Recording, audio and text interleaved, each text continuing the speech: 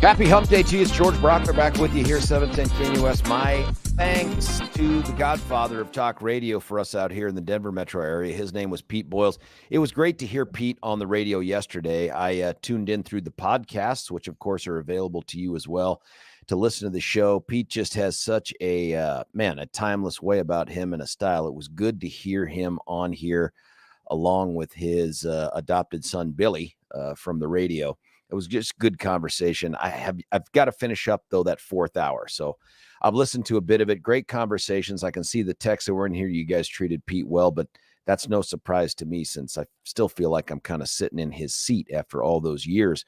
Listen, weather today, 87 degrees, big cloud, big lightning bolt, storms likely. Last night, there was rain. I think before I went to bed, during the time I went to bed, lightning here and there after I landed from my trip down to a place called Harris County, Texas. It was in Houston, and then I ended up driving to a place called Katy, Texas, Katy. You ain't got no alibi. You're Katy Perry, Texas. That was also fantastic. Thursday, and I'll talk about that in just a second. Thursday, storms, again, likely in the afternoon. Lightning bolts coming out of the clouds, 83 degrees. Friday, lightning bolts, 88 degrees. And then we get back into the 90s, 93, 95, 93, 97. None of it compares to what's going on in different parts of the country. Phoenix has broken all the records it knows about with its heat.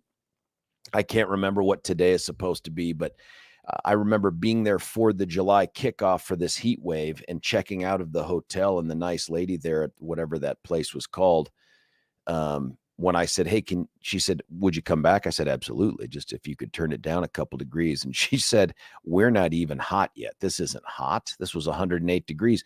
They were right. I mean, it is like rapidly approaching Tikrit, Iraq temperatures, which is crazy. And the at least the few articles I've said have said this is going to go on for a bit longer. In Houston, yesterday, where I was doing a presentation to some, ESC, they have these educational, and I want to say it's support or service, educational service C's, whatever. There's 20 across the state of Texas. Largest one in the state is called the Fourth, and it is out of Houston, Texas, biggest school district in the state of Texas, which makes it one of the biggest in America. And they had a get together yesterday to talk about school safety and other things like that. And they were nice enough to ask me to come down and give a talk. It was in the evening when I landed there. After I left you guys on the radio, I drove to the airport and flew in. Plane was a little delayed, got in there, had to drive about an hour from Houston to this hotel in Katy. And I got out of the car. It's got to be 5 p.m., maybe 5:30 p.m., over 100 degrees. That's easy. Fun. And that's on the downside of the day. So yesterday was ridiculously hot as well, walking from the place where we did this, which was a place that had kind of been, it's a dual purpose place for presentations, but no joke, rodeos. I mean, it was like a rodeo ring. And the dudes that I had dinner with the night before that helped set it up were like, man, I don't know what it'll be like in the morning, but in the evening when we were doing the tech check and all that stuff, they're like, flies everywhere. I'm like, geez. That is wonderful. That's Mercifully, great. In the morning, they hadn't yet, woken up or whatever, so it wasn't so bad.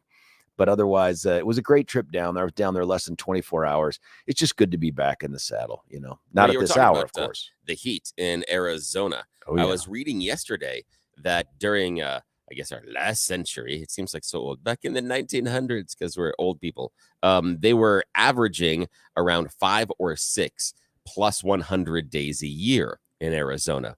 Now they're averaging 27. Wait a minute. So what was the first number? 5.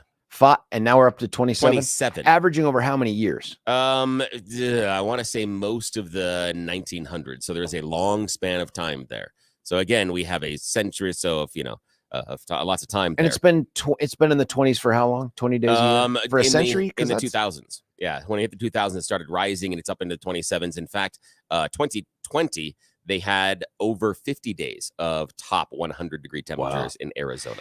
And that just seems punishing. Listen, I'm sold on the idea that there's climate change. There's no doubt that the climate is changing. The hiccup, man, is how much you're willing to commit yourself to the idea that, one, we're responsible for it, and two, that we can change our behavior to impact it. I'm just not sold yet on what those numbers are and what they mean. Yeah, I just don't know. The only thing in the conversation that I want people to keep in mind, and I'm very open. I don't know either, like you, how much impact everything we're responsible for, and how much we can actually change and how quickly we can change. I do think we have an impact on it. I think it would be silly to say we don't, just based on what we've seen. But we can discuss the measurables inside of that impact. I just want to have people keep in mind is the people that for the previous several decades told you it wasn't happening, they were wrong. So when they tell you what's happening now, maybe you don't listen to them. Although I'm just saying. In defense of those people, remember the term climate change was our third variation of this back when the others were disproven. So remember, at one point in the 70s and 80s, it was going to be global cooling. We were entering a new ice age. And then all of a sudden, that was short-lived, though. Reasonably, that was very, very short-lived. But then it turned into global warming. My God, it's global warming. There's our former vice president, Al Gore, shortly after inventing the internet, traveling around on a plane telling people about the hockey stick and stuff. And then it turns out that catastrophe movie as well, way overblown. Yeah, catastrophe. And then it turns out, well, it wasn't quite. So now it's like, well, now we don't have to be on the hook for committing to an outcome of increase or decrease in temperature. Let's just say there's going to be change. Well, here's the thing, though, this is where I get into some of the conversations with people about how we don't understand science, and that science operates inside of its own system of language and proofs and theorems and facts. And it doesn't mean that they get to invent their own facts. It just means that what science says is we don't know all of it yet, and we are open to a change. And I disagree with the idea that, well, since they said it was global warming, now they say it's climate change, they must not know what they're talking about. Doesn't that same approach, though, not at all. For their prescription for how to solve it? Like, we're not exactly sure what's going on, but here's what we must do right now to change it. Yes, that is why. Yeah, absolutely. And I would agree with that. And that's why, again, I am very malleable on how much impact we're currently having and what we can do to change it. I think there are things that make a heck of a lot of sense. I think there are a lot of things that are phenomenally stupid, and things that have been phenomenally stupid that have been, proposed 10 years ago, 15 years ago, 20 years ago. And so that's where I keep looking at it going, okay, I understand that science is always evolving, and we always have more knowledge based on science. So why they say, this is the absolute thing we have to do now, I don't always agree with, because I know adding more information, it may change. The number one thing, though, if I had to look at, and it was interesting, I just saw a group of Republicans come out in the House and talk about this. And I'm like, hey, they're finally on board. The idea that the climate is changing. They talked about a proposal to plant something like a billion or a trillion new trees, just a whole bunch of trees. But I love trees, so that doesn't bother But the issue is this, that since for decades, that has been the number one thing that we could do to mitigate this thing as quickly as possible, rather than the no cars, no this, well, that's using the oil. Right? That's it. If planting trees doesn't take away my liberty, unless you're going to co-opt my land to do it. But. And that's the idea, is that planting the trees, they clean the air. And it's the most sensible, easiest thing that we could do, although it takes a little bit of long-term planning because the trees aren't born that big. But that would be the most reasonable thing to do. that would not really change a lot of our lifestyles. And people for years have been saying, hey, we're cutting down the Amazon rainforest, which is part of the lungs of the earth, and that can be replaced in other areas. But so that for me would be the most reasonable thing. And I was glad to see a whole bunch of Republicans saying maybe we should start planting all the trees. I love that idea. Me too. I'm good with trees. It's easy. That would be a wonderful thing to do. I'm not telling you to get out of your internal combustion engine car. I'm not telling you any of that stuff. Stop your air conditioner. No, that's crap. No, I'm not sold that is the thing that is going to keep us boiling in the planet. I think there are other things we can do. So for me, come on, just start planting the trees. It's super easy, super stupid, but I understand. One other thing that came up, and we were chit-chatty about it just for a minute here, is that somebody left their can of, I presume it wasn't Pete, but it's vitamins. Skull Mint SNUS. Is that snooze? I think so. Snooze? Yeah, it's kind of like it's there. And right below that, of course, is the prescriptive warning. This product is not a safe alternative to cigarettes. There's still some in here. I imagine later on we will dip them in Tabasco and put them back. I don't know. Or another possible bodily fluid. Oh, geez. That's going to have to, we need gloves for that. Exactly. I looked at it though, and then Billy was like, hey man, I've never done the chew tobacco thing. Instead, I was all heroin all the time. Time. I don't think that's true. But I said, dude, I did chew. I got the calendar on for a bit, but I did chew for a number of years, and it was glorious. I wouldn't call it glorious. I don't know. I mean, I never got to be the hardcore. Like I couldn't keep doing this stuff now, but do you miss the cups of your own spit around the house? Do you miss I don't miss them. In fact, I've got horror stories about them because, as you can imagine, if it's in a drinking receptacle, sometimes you're not anticipating what. Exactly. But it took years after I got off of it to go to the gas station to fill up, to not want to walk in and be like, hey, and I never did the hardcore stuff. Like I was never a Copenhagen guy. Yeah. I started with, and it was because of ROTC. I would go out on we would do these patrols. CU Boulder was different back then. We just had a different NCO who wanted us to honestly be combat ready. And so we would spend a lot of time up at a place called either Guernsey up in Wyoming, Red Feathers up north, or in Boulder, there was some guys that he would go, the master sergeant would go and bring a bottle of Jack Daniels to, and they would crush it couple times a year, and in exchange they'd let us do all these military operations. So we did a bunch of these. I thought for a second you were going to say they would let us chase them and hunt them through the woods. I was anticipating a much more exciting That's going to be a new book right there, because that sounds wonderful, and it is the most dangerous game. Yes. And we would end up, I mean, a lot of times we were doing these operational exercises out there, small unit tactics and stuff. And they're not 8 to 5 operations. In fact, the 8 to 5 stuff is movement and preparation. All the really good stuff happens when you should be sleeping. And so you don't sleep. And also what you learn in college. That's right. Although a lot of the bad stuff happens during those hours too. Yes. And dudes would say, hey man, do you want to try some chew? And I'm like, no, that's disgusting. And they're like, it helps. Yeah. And I'm like, it helps. Yeah, and they're like, yeah.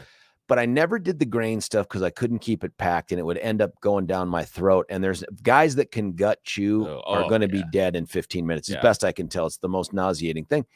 So instead I would do Red Man, which probably politically incorrect anymore. I don't even know if they sell it, but Red Man, a little Red Man Golden Blend, which I think was a cheaper cut after all. But that was real chew. That was like the leaf, you know, and it was sticky and all that, and you could chew on it. And I did that for freaking years, from 89 until I graduated law school in 95. I chewed throughout law school. You know, I'd have my little iced tea bottle there or something like that. And my Snapple bottle. Yeah. And I had friends all the way in through there. college. Yeah. And it was so gross for everybody else. For me, it was like, oh, look, a bottle of, I was in an apartment with a bunch of dudes who chewed. They were all Army guys. And, you know, horrible things would happen. Like at one point, I remember I was laying across the couch, face down, arms under my head, watching a show. Dudes are grab-assing around, and somebody wings a pillow and hits a cup of someone's chew. It tips over violently, and a big, long, slow motion stream of chew right across my arms and my head on the couch. Yummy. And you would think that it was fire, because I yelled like, oh my God. dog. Yeah. You know, running around looking for something to chisel it off my face. It's on me. It's touching me. And anyway, so I did that for a long time. And then I quit after law school. Did a little bit of it at the DA's office, but then quit. And then someone got it in their head that they wanted me to take the California bar back in 1999-ish. So 4 years after law school. And, you know, I had to stay up late after work to study for this thing. And I ended up going back onto the chew, which was a huge mistake. And then after I finished the bar, then I quit again. And I haven't been back in 23 years. No, I don't get the itch anymore. But it was it took over a decade to not get that itch. And deployed in Iraq, dudes chew. I mean, it's just what they do to keep going. They just keep chewing. There's only so much coffee you can eat and drink. And when I say eat, I'm seriously talking about when you're out in the field and you don't have hot water. Eat the grounds. Dudes will eat the grounds just because I've seen that. So there's just not enough of that to go around. But no, I haven't, but it took a long time, 10 years of probably driving into the gas station and having that moment of, I could go get that thing. Right. But now I see this thing on here and I'm grossed out by it. So Stefan, if it's yours. We will do awful things to us. You know what? I'm sorry, Stefan. I just stereotyped it. It's probably Deb Flores. Oh, probably. You know, it's probably her can at you. Deb, I don't know how you got on that stuff. But we can help you. That's not the devil's lettuce. That's like the devil's chives. Exactly. You know what I mean? Please don't use it anymore. Chives. But you never. No, I never did. It was because a friend of mine, his dad, had chewed for years and years and years, like decades.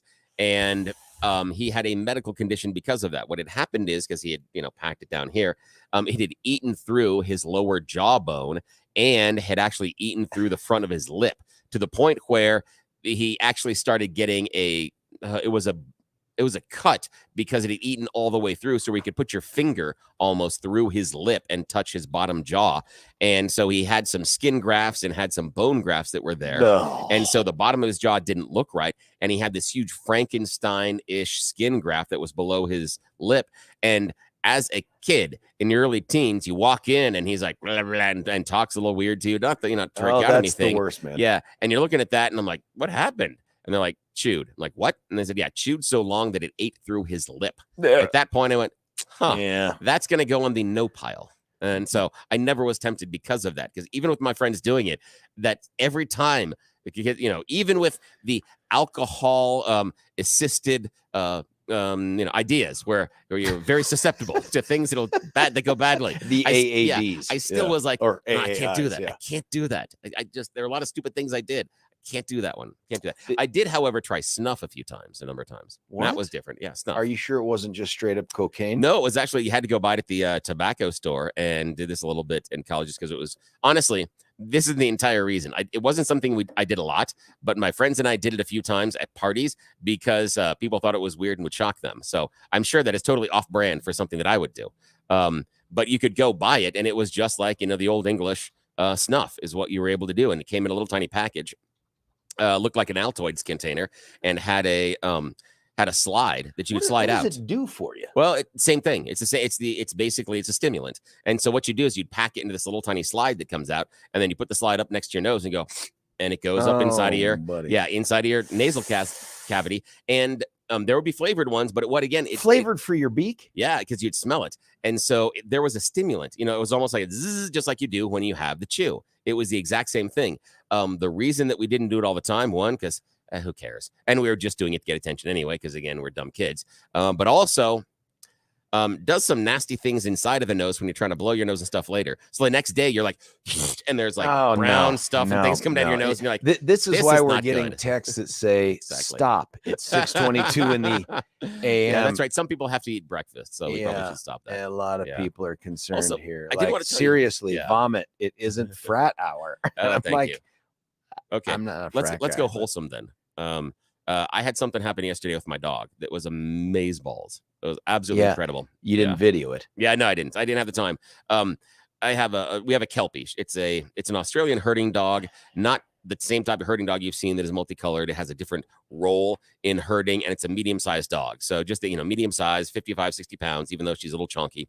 And she is the most interesting canine I've ever owned because the breed doesn't look at it as a dog master relationship. There's not that stepstone. The dog views it more as a partnership. Now, she does view the dog master relationship as if you're in charge, but she's constantly trying to figure out what you want. She thinks that she is your partner, and so she's very attuned to things that you're trying to do and things that you're telling her not to do, and then she does when you're not looking. That's been our experience. But again, very clever, dumb dog. Her favorite game is Can I Eat This? But it's awful. And it's just like your favorite game. It is, absolutely. That's why I'm putting things up my nose. The other thing is she really tries to figure out things that you're doing. Now, we're doing some repair on a window in the house, and so we have a drop cloth in this room while we're doing the repairs. And one of our cats, my oldest daughter's Katie, her cat Lyra, has been hiding under the drop cloth and kind of sleeping under there. And we're worried that someone's going to come by, step on her. We don't want her getting under there. We're worried about it. So every time we see her, we pick it up. I'm like, hey, come on, Lyra, come on out. And yesterday, I'm sitting there doing some stuff for Westwood One. And and our dog, Aria, is laying down and just whining about every 20 seconds. Just that. I'm like, what's going on? And this goes on literally 6-7 minutes. And I'm asking her, Mommy do you needs want belly this? rub or I'm something? asking her. I'm like, do you want to go outside? And she just lays there and she's not moving. And that was an odd thing. And I'm asking her, I'm like, no, it's not time to eat. We're not doing this. And she doesn't respond to anything. Weird.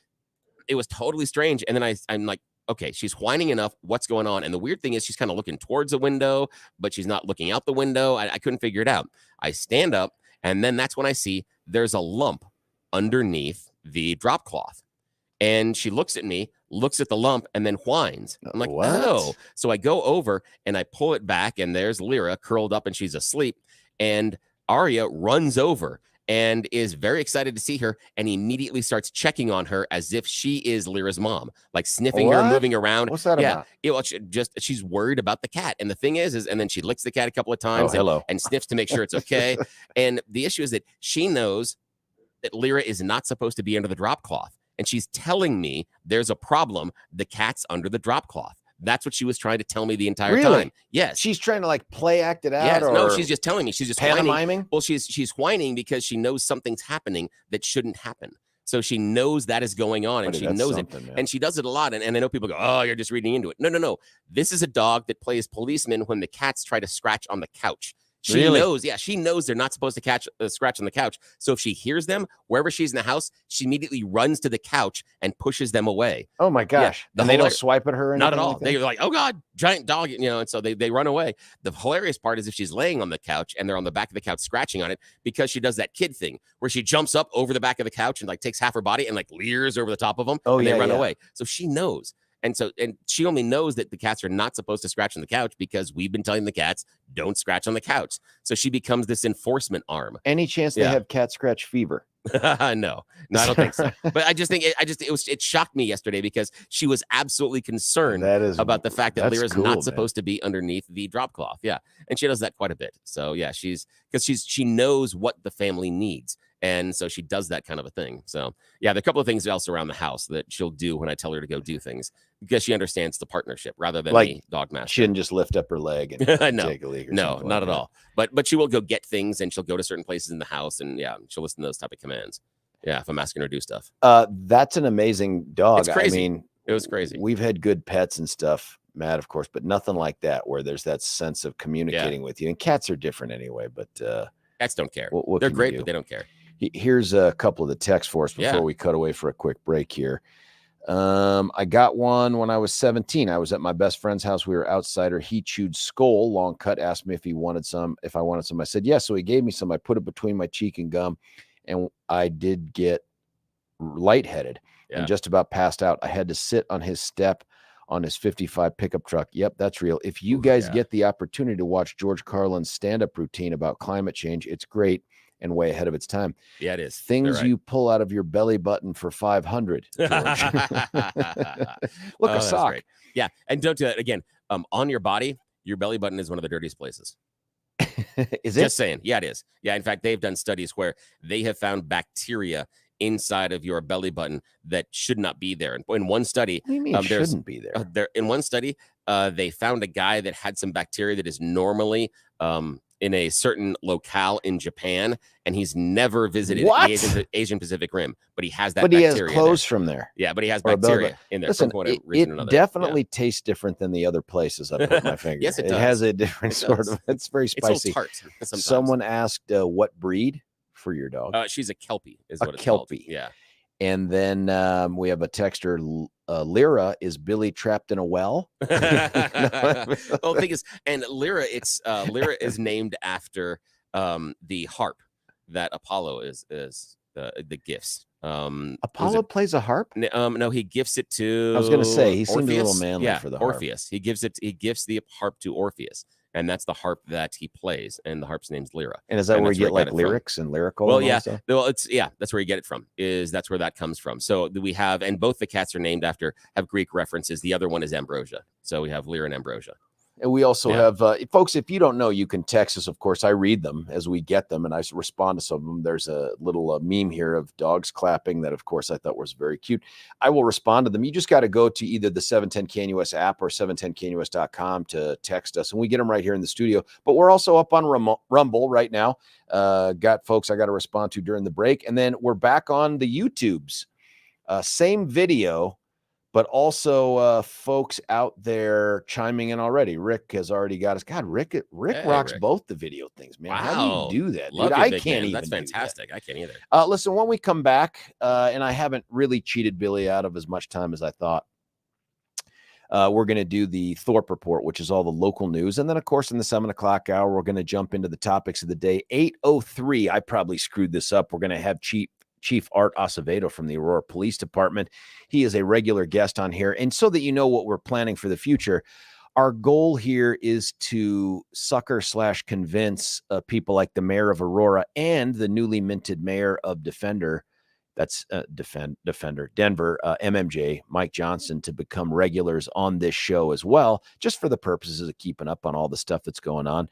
We continue to reach out to folks like Governor Polis and Attorney General Weiser, but for reasons that you probably appreciate if you watch this show, they feel like it wouldn't be an awesome interview. I disagree. I've never treated anybody unfairly on this show. Even if you've disagreed with the questions asked, I've just never, even that.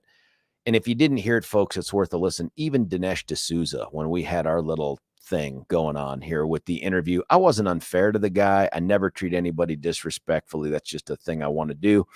But I get it, man. If you're a Dem, it's hard for you to commit to go to a place where the questions aren't going to be on a scale of 9 to 10. How good looking are you? I mean, it's not going to be that way. But when we come back, we're going to get caught up on the local news. Then we'll get into the good stuff. That's the dessert at the end of the breakfast morning here. That's You Choose the News. Stick around. George Brauchler on The George Show at 710 KNUS.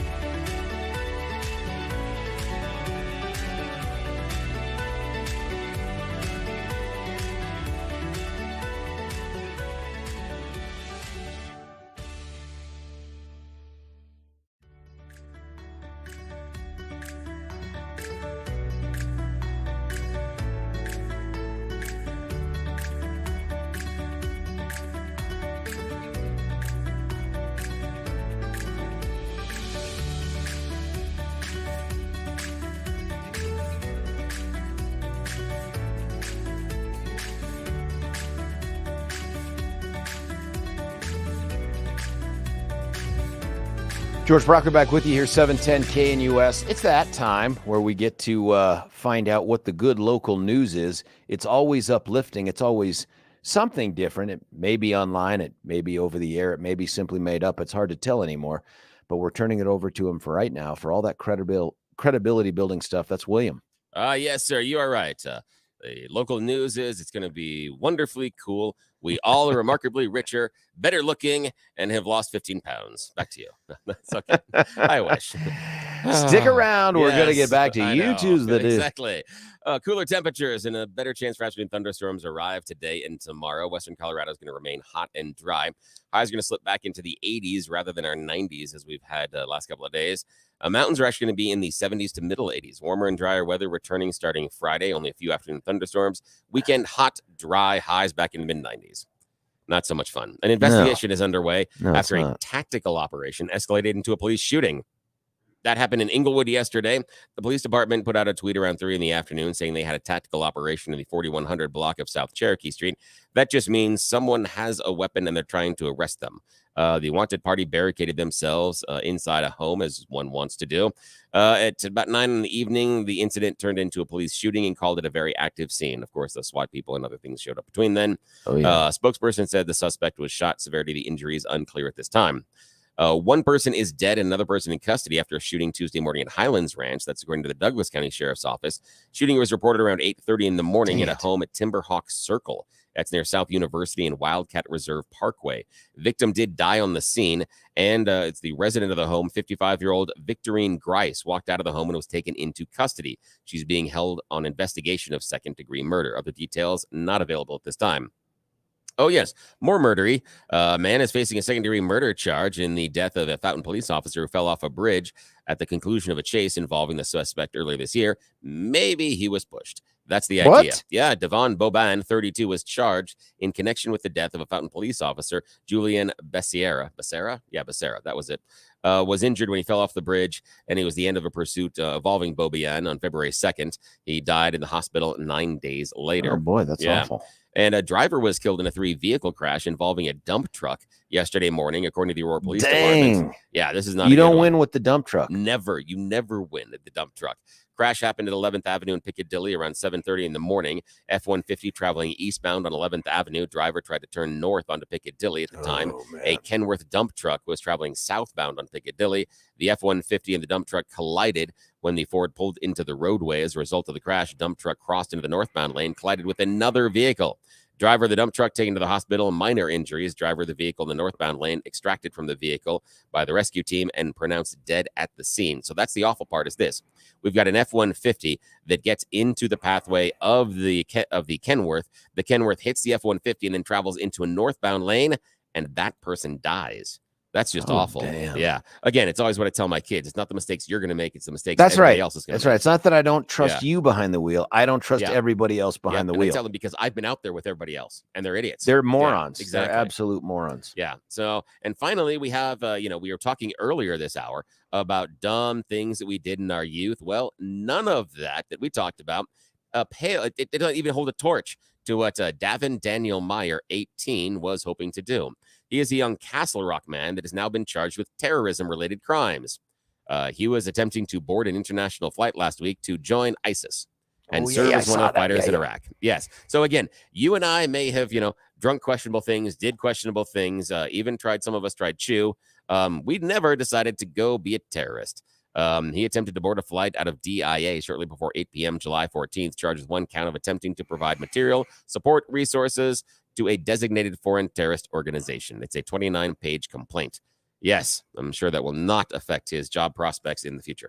That's I can't get there from here. There's a lot of things. Like if the kid had gone and gotten a facial tattoo that just said ISIS forever with a little heart or something. I love ISIS, Yeah, that you would say that's crazy. But the idea that, hey, I think I'm going to go travel and do a little tourism. Yes. Like what are you thinking? What happened? Yeah. And I want to talk to mom and dad and just be like, one, what did you see this coming? My guess is no, but what was he like growing up? Like we should take these opportunities, not just to figure out what's going on with this 18-year-old kid, but to talk to mom and dad and Yeah. try to come up with some sort of a playbook for the future. What Like, were the conversations around the dinner table? yeah, Were there conversations around the dinner Yeah. table? Did he just eat dinner in his Right. room? Was it something that was compartmentalized?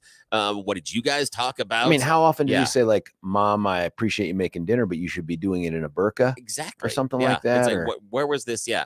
Yeah. Or was it something that he truly was like, death to Jews Yeah, he's talking about at the exactly. dinner table or or something? I was don't he know. out there wearing all sorts of American flag paraphernalia and then just, and doing it the opposite, trying to provide Oh, a interesting. cover because he's going too far the other way, that, they'll never suspect me this way. Yeah. I mean, what was going Did on? he have a MIGA Yeah, hat, exactly. Yeah. make Islam great Yes, again or again. something I like like that? that. Well done, sir.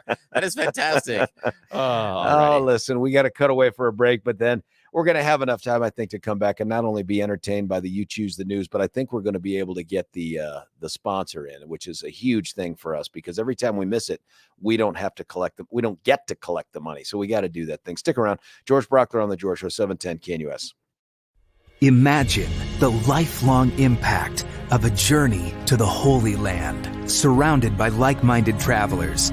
Picture yourself stepping foot in iconic locations right out of history. With nationally syndicated radio hosts Dennis Prager and Mike Gallagher, you'll gain firsthand understanding of the spiritual and political importance of this vital region. Hi, it's Mike Gallagher here. I hope you'll join Dennis Prager and me on an amazing journey through Israel in October 2023. Discover Israel's vibrant culture and why this nation is such a strategic partner for the United States. Join Dennis Prager and Mike Gallagher on this life-enriching Israel tour, October 25th through November 3rd, 2023. For more information, call 855-565-5519 or visit standwithisraeltour.com.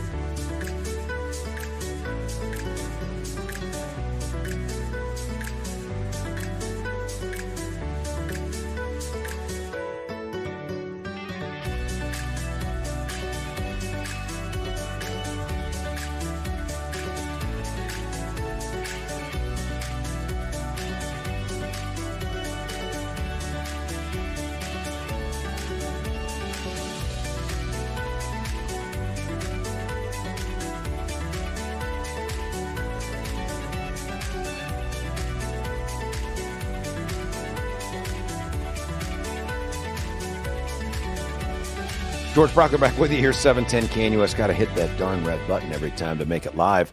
Hey, we've got enough time here to do the good stuff. That's the You Choose the News. I'm turning it over right now to the man in the special brand new hat, sitting behind the glass, continuing to honor the request to wear a collared shirt, which I forgot again. Right now, it's William. I always thought I was the rule breaker, but now I'm a little. Dang it! Maybe it's just slovenly dress. I don't know. Speaking of slovenly, yes, it is that time where we play You Choose the News, everybody's favorite fake radio news game show, where we have scoured the interwebs to find really ridiculous stories, put stupid headlines on them to play this fake radio news game because the checks keep clearing. I have no idea how, but evidently you guys keep calling and selling stuff for us, so thank you so much. Alrighty, Sarah. Now, we would talk about our advertiser, but first, we must play the game. Alrighty, here are your headlines this morning. It's called Medical Practice. Headline number 2, Teen Challenge Saves Lives. Headline number 3, Spelling is Hard, Military Edition. And headline number 4, quick, contact Captain James T. Kirk. Alrighty, your headlines once again are, it's called Medical Practice, Teen Challenge Saves Lives, Spelling is Hard, Military Edition, and quick, contact Captain James T. Kirk. God, the last two are tough ones for me to prioritize, but I'm going to start with Spelling Military Edition. Spelling is Hard, Military Edition. Well, our very own U.S. military has found out that there are more than 100,000 military emails, some containing slightly sensitive information about personal travel, itineraries, financial records, and they've been leaked. Yes, but not because someone is hacked. It's because spelling is hard. What's happened is the emails are intended to reach, what is the military domain? It's military. If you have an email address and it's dot what, George? .mil. Yes, .mil. However, spelling's hard, and a lot of people have been just doing it .ml. Doesn't seem like a big deal until you realize that .ml is the country identifier for Mali. So in Africa? Yeah. Right. Yep. And they're also a friend of Russia. So we have been sending a lot of our information to Mali. Johannes Zubier is a Dutch internet entrepreneur, and he was contracted to oversee Mali's national domain, .ml. And he told the Financial Times recently that he's recorded over 100,000 different emails since January that have been coming from U.S. military officials erroneously. Now, what he's trying to do is clean it up. He's trying to prevent the Mali government from having access to those. He said they should not. None of the misdirected correspondence, though, considers classified information. So a lot of it would be, basic spam, but it's movement of individuals, some financial records, some personal records, things like that. Some of the emails he does say contain key information about active military personnel's, government hired contractors, and information about your families, medical data, identifying document information, base staff lists, photos, contracts, criminal complaints, things like that. Oh, also fun stuff like, ship crew lists and travel itineraries and tax records are all the information that we've been sending to Mali because, again, spelling is hard. So that's not even spelling. I mean, it's just like, I know. Well, exactly. That's my peeps. Already, your second choice this morning.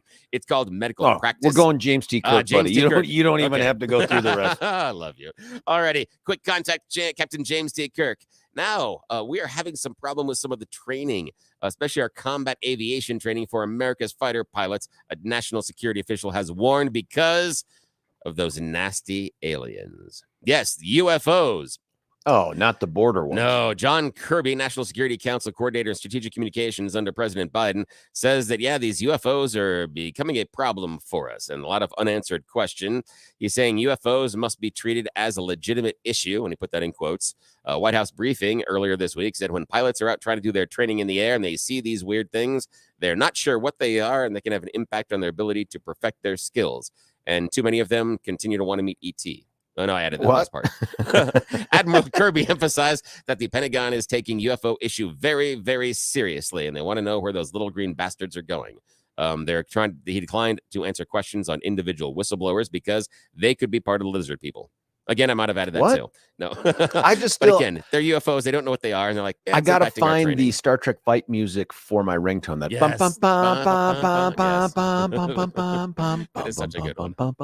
All right, and the fights are so great and dramatic. Yes, they are, and so choreographed. All right, Spock, you green-blooded bastard. Yes. Damn it, Jim! I'm a doctor, not a. Oh wait, sorry. Alrighty.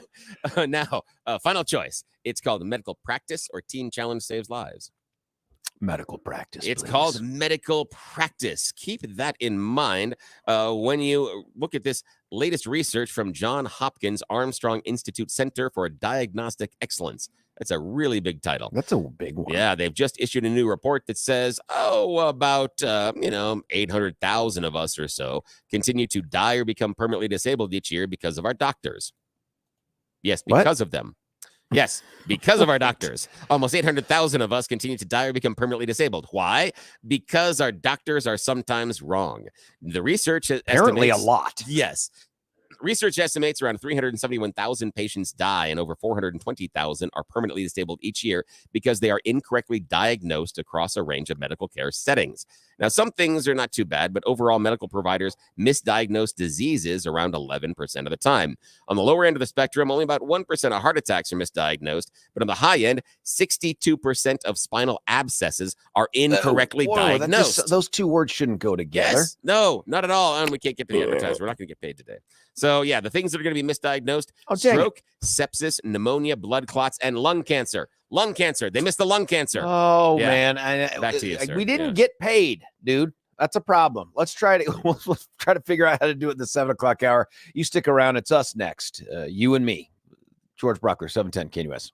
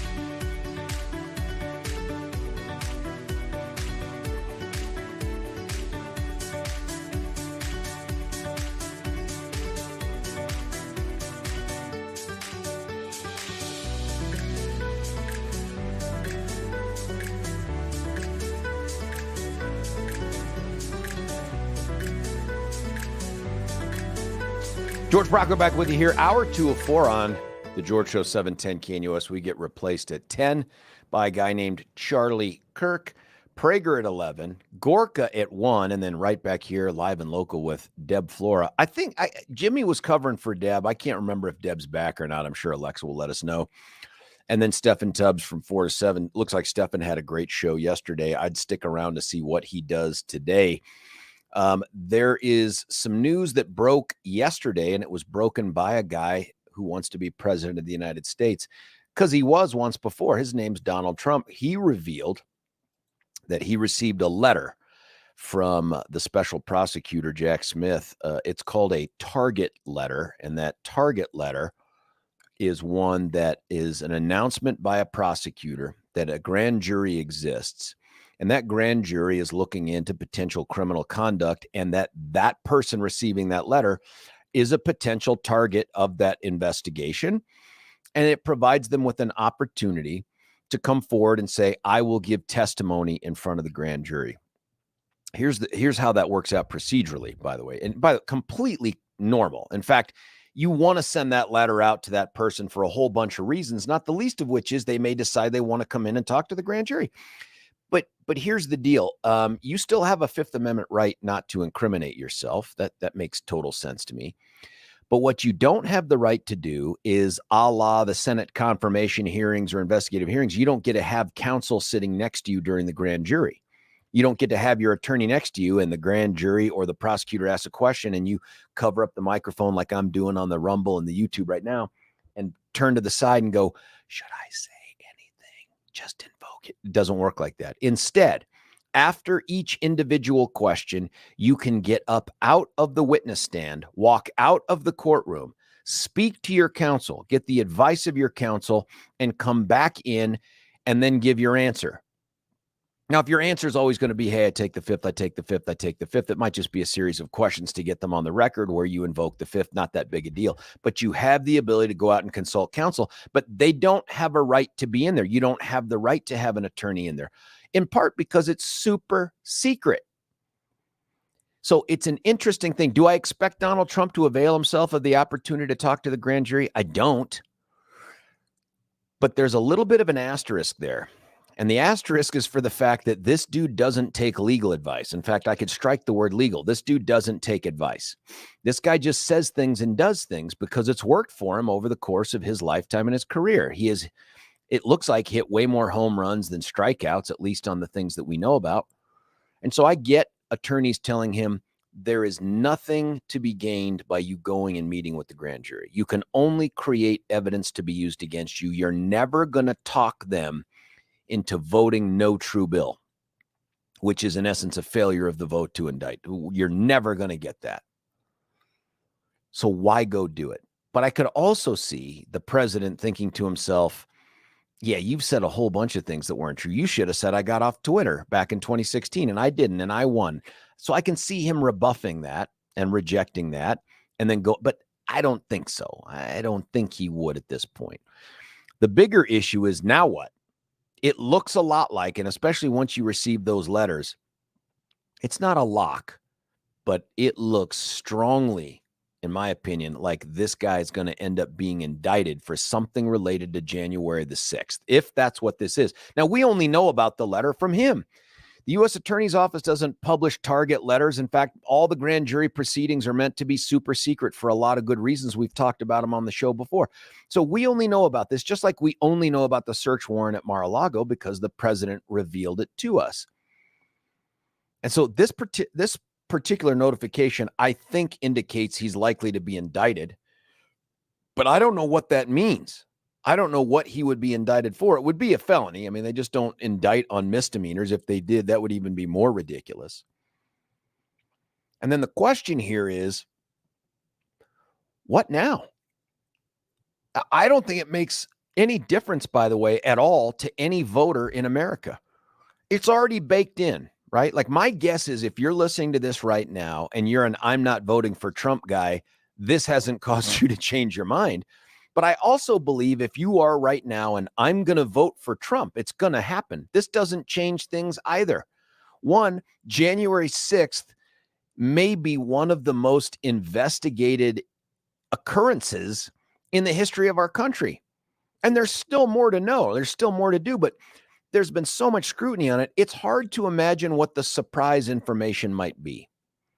Coming on the heels of the Bragg indictment out of New York, which I think has ripple effects that wash over the rest of these prosecutions. It was such, in my opinion, a tortured prosecution, the way they origamied the statute of limitations and the law to be able to indict the president. I think that being the first one out of the gate has created an unstoppable momentum of skepticism about any of these subsequent prosecutions, no matter how many there are and no matter from what source. So that Fannie Willis prosecution that's coming out of Georgia, and I think it's coming, it's not going to change a single vote, because people that are already on the train of Trump is a victim of the media, of a politicized Department of Justice, this changes nothing for them. In fact, if anything, it probably commits them even harder to support this guy and see him defeat all of his detractors, including these prosecutors. But it raises a question for me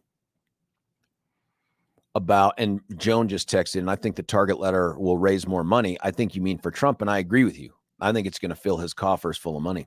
In fact, if you are DeSantis or any of these other folks, you got to look at these indictments as sort of bittersweet. The sweet part would be if somehow this guy gets convicted and sentenced and is no longer able to campaign and his campaign ends because of it, maybe you treat that as a win. But otherwise, it just makes him the focal point of all the news and all the people that are out there trying to stand up to the deep state and the progressives out there. Anyway, I think the concern here for me is if this is legitimate, and I don't know, folks, and Billy and I have debated this off and on for over a year about whether or not there is some crime that Donald Trump can be guilty of for January the 6th. I don't see it yet. I want to see if there's going to be an indictment, and I think there will be. I want to see what the charge is. I just don't see his words as being indicative of a conspiracy, of a solicitation, of complicity. I just don't see any of those things. And since he's not a primary actor for what took place at the Capitol, that's it. Those are really the inchoate crimes are really the inchoate are the crimes that I just described to you. Like a complicity, although you get treated like the principal, solicitation, accessory after the fact, conspiracy. Those are all different. Those are kind of like mind crimes and stuff like that as much as anything. Got a question about that. Would it matter at all if there was a plan? Would putting forth a plan? What do you mean by a plan, and who's putting the plan forward? What I'm saying is, let's just say that in this current electoral climate, in 2024, Donald Trump beats Joe Biden. Yeah. Joe Biden is upset about that. Yeah. So Joe Biden contacts the DNC. Joe Biden's White House and the DNC work together to create, I don't know, let's just spitball, a series of fake electors in a number of states that are then going to come to the National Archives and to Congress and say, we are the duly elected electors for Biden because it was stolen from him. And then what if Joe Biden calls various secretaries of state saying that we need to change the verified results in your state because I really think that I won, and then also gets a plan together in this process to have Kamala Harris prevent the counting and peaceful transfer of power in order to send the decisions back to friendly state legislatures that are going to vote for Biden and override the will of the people. Would that constitute something that would be bad, or is it, he's just being silly? No, I mean, how would you feel about that if Biden was doing it? Because that's a different question as to whether it's bad versus whether it's a prosecutable crime. So each one of these things, that's not a crime. No. Well, listen, the conversation with Mike Pence about that's not a crime. I mean, you can have a deliberative process. You're entitled to that, and we want that, even if the idea is, hey, can we, Mike, can you go out there and not certify the election? We've got this wingnut attorney out here that's telling us we can do it. Would you be willing to do it? Mike gets his own advice from counsel. His own reading of the Constitution says, no, I'm not going to do it. I can't do it. There's nothing criminal about that deliberative process. I mean, that has to happen all the time. Can you explain to me why 16 Republicans were just indicted in Michigan for fraud for doing exactly this, for participating in a plan to present themselves as the actual electors? And that's not true. That's different. They took further action than having a conversation about can we, should we? But what I'm talking about is that we have the White House and the Republican National Committee working together to put forward this plan, which involved, according to at least the Minnesota AG, fraud. That seems to me to be part of the plan. He can't go, well, I only talked about it. The fact that these people went off and did the plan that I talked about and said that we should do, then I'm not responsible. I disagree with that. If that's true, you can't. If it's true, you can't hold the head of a mob family ever responsible, because he's just telling people what maybe we should do, and here's a plan, and everybody else does it. The fake, but it's to have a discussion about it at a governmental policy level cannot be a crime. We can't do that. And if someone then goes and acts on the discussion as opposed to, I am telling you this is what I want you to do, that's a big deal. When the words are the conduct, then the words, every single precise word, comma, period matters in this. So like you referenced that conversation of Raffensperger out of Georgia. The precise wording, the tone, all of that stuff matters in a way that we can't just describe it as Trump asked Raffensperger to overturn the election. He didn't do that. He never said those words. The words matter. So when you say, hey, is this bad? I think all of it is bad. But is any of it prosecutable crime? I just don't know. I'm kind of anxious to see what Jack Smith puts together. But we're at a place now, and this kind of leads to the conversation even about the Minnesota AG, where we have decided that prosecution and the criminal justice system are partisan at every turn. So Keith Ellison is wholly unqualified to be the Attorney General of Minnesota. Other than that, he got elected. Same thing with our current AG here. Dude never set foot in a courtroom, but he wins because the public says this is who we want. And so we honor that. But now we start to view every decision that they make as hyper partisan. Now, I'll be honest with you. My criticism of Phil is not as partisan as much as it is competence related. But for Keith Ellison, I see Keith Ellison's name. I know the campaign. I know who this dude was. I instantly think this is political. Jack Smith, I don't know that cat. And the people that have come forward so far and said, well, Jack did this and Jack did that, I'm like, that's not enough for me. That's not enough for me to call him a partisan hack, because he's done a bunch of other things that were straight up good prosecution stuff too. So the problem that we're in right now is we have now decided that prosecution at the local level and at the federal level is all about politics, and that is the death of a self-regulating people through a criminal justice system. You're saying that we've decided, is that accurate? And that's what I want to know, is it accurate? And this is why. And perception makes it accurate. Well, no, I disagree. Perception does not make it accurate, because the perception can be that, like we have you choose the news, that we have all these UFOs that are interfering with our training of aviation pilots. Now, saying those UFOs are obviously aliens, that could be perception. It doesn't make it reality. No. But those are different facts. I know, but whether something's politically motivated is subjective and almost improvable, right? You can't. I don't know. You can't prove it. You can say, "Here's my evidence that Keith Ellison is not as partisan hacked AG, or that Phil Weiser is," and I could come up with a bunch of other facts that suggest it is, but it's very subjective. Whether a UFO is interfering with our weather balloons, that is straight up it is or it isn't. That's not really subjective. But what I'm talking about is the UFO an alien or something else? And that's the issue. That's where the subjection that feels like it's a perception. Fact. Like, is this water or is this jelly? No, because remember, UFO is unidentified flying object. As soon as you say the UFO is an alien, you've now identified it. You've taken away the U. So that's you're using your perception to create reality, and that's an issue here. And if we talk about the idea of just the perception being the reality, then I want someone to please explain to me what that chant was during the 2015 election cycle from Donald Trump's fans about Hillary Clinton. What were they chanting? Lock her up. And that was prior to anything else. That was prior to him getting into the White House and him saying that. Listen, you're preaching to the choir on that. This is my concern, and this is why bringing this up matters, because we're now talking about an additional federal indictment of a president of the United States who is running for office. And as outrageous as that will be for some, it isn't, in my opinion, it isn't going to change a single vote. No, it won't change a single vote. Nobody is going to hear about that indictment and go, well, based on that, I guess I'll support Joe Biden. Nobody will, because truth and reality don't matter to us. And remember, this is what Donald Trump was saying during the 2015 election cycle. Let's listen to what he was saying at the time in which we were chanting, lock her up.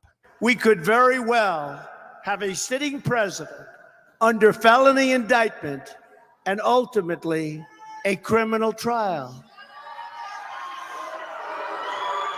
That sounds like the crowd thinks an awful thing. It would grind government to a halt. If she were to win, it would create an unprecedented constitutional crisis that would cripple the operations of our government. Is he right? If he is, then it doesn't hold true now. I think it could be right, but I don't think it is, in part because of what happened when he was in the White House. And the conclusion there was, we can't prosecute a sitting president, right? Like, your Department of Justice their authority flows from the executive. That's the elected president. And so that was the approach we took. Can't be prosecuted during. So and we also know that during that time of Trump's presidency, that he tried to use the Department of Justice to go after political enemies. He asked them to prosecute Hillary Clinton, and the impeachment over the Ukraine phone call was him asking Zelensky to invent a fake investigation into then candidate Joe Biden. If you're talking about the perfect phone call, as you know, that impeachment didn't turn into a conviction. Oh, no, I'm not saying it was a conviction, but I'm saying that's why it was there, because, and we do have the audio, he was asking directly Zelensky to invent an investigation against his political opponent. In fact, in the conversation, he said, I don't care if there's ever a result. He didn't care about what happened. He just wanted the investigation because he wanted the mud to throw. That's it. And so when you talk about the idea of Department of Justice, and you talk about the idea of weaponizing the government, it's not a one-party system.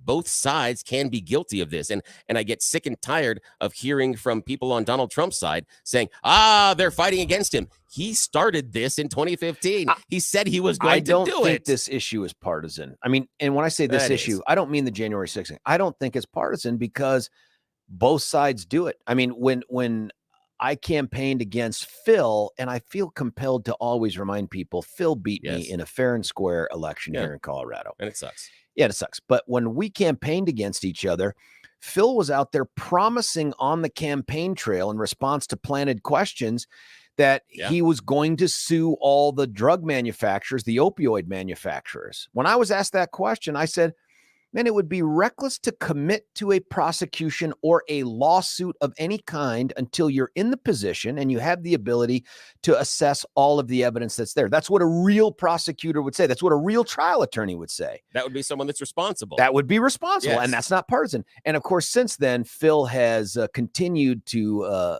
misstate my opinion in saying that, my opponent back in 2018 said it would be reckless to sue the opioid manufacturers. I think it would be reckless not to do. It's like, no, Phil, you know full well that ain't what I said, but I get it when you don't have the right answer because you don't know what you're doing. But this is the same thing. We are now starting to see people in a campaign say, if I'm elected, I am going to use state authority to go after this person or that person. We're even hearing it now. I will appoint a real special prosecutor to go after the most corrupt president in the history of the United States of America, Joe Biden, and the entire Biden crime family. Name a special prosecutor. Dude, what are they chanting? And all others involved with the destruction of our elections, our borders, and our country itself. They're destroying our country. And when I'm reelected, and we will get reelected, we have no choice. We're not going to have a country anymore. I will totally obliterate the deep state. We will obliterate the deep state. Yeah, I don't mind the deep state talk. I think that would be great as well. But I also love there when he says, when I get reelected and I will be reelected, we won't have a country anymore. I like that. Yeah, that's a little bit of Freudian. That's exactly what he meant. I know it's not what he meant, but the bigger part for me is we're now firmly there in a place where part of every campaign for some type of office, and I'm worried we're going to start to see it in district attorneys races. We've already seen it in the AG's race here in the state of Colorado. We're going to see it for president, and that is, he didn't say I'm going to appoint a special prosecutor to look into the allegations of law. He doesn't say that. He goes to get them. It's like, dude. Well, it's just like the Durham report. Durham was appointed to prove that Mueller was wrong, and he did no such thing. The Durham report ended up being a popcorn And do you fart. remember what happens then? Then people come back and they either say Durham's report said something it didn't, or they malign Durham. Like, Yep, exactly. You must be part of the deep state because you didn't get the outcome we expected. Exactly, because you didn't give us what we wanted, which is the same thing when Donald Trump calls Raffensperger in Georgia. You need to change the results of this election because I didn't get what I wanted. But it's exactly what he's asking for. But for people who are like, why is George talking about Donald? I mean, listen, remember, when Alvin Bragg came forward with his BS indictment of the president on statute of limitations, otherwise outdated misdemeanors, I said the same thing. This is a dude that campaigned on getting Donald Trump. You can no longer trust his decisions regarding this guy because they're all partisan. Same thing here.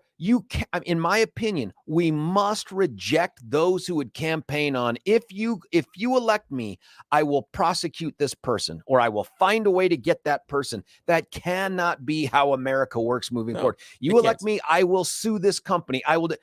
Damn, the minute someone says that, and I'm not talking about a DA or someone who says, I'm going to go get drug dealers. That's not the same thing. I'm talking about having a specific target in mind. And if you elect me, this is how I'll use my loaned powers from the state. You got to reject people like that across the board. Absolutely, we can. But I also want someone to use this thing right here I have in my hand, the phone, and show me that what Jack Smith is doing is a political prosecution. Because I don't see it. I can't see how this is I'll take that. political 303-696-1971. That's a good call. 303-696-1971. I want to hear from you. We're getting a bunch of texts, but pick up the phone and call. I also want to hear, what's the difference between a Donald Trump that says, I'm going to appoint a special prosecutor to get Biden, and an Alvin Bragg who campaigned on, nobody's gone after Donald Trump more than I have. I'll do it when I'm DA. Tell me what the difference is between those two things. Are they both wrong? Are they both right? I got my opinion. They both suck. And I wish, especially if Donald Trump's going to be our next president, and he very well could be, I wish he would abandon this thought process of revenge. And we'll talk about that when we come back. Stick around. George Brauchler on The George Show at 710 KNUS.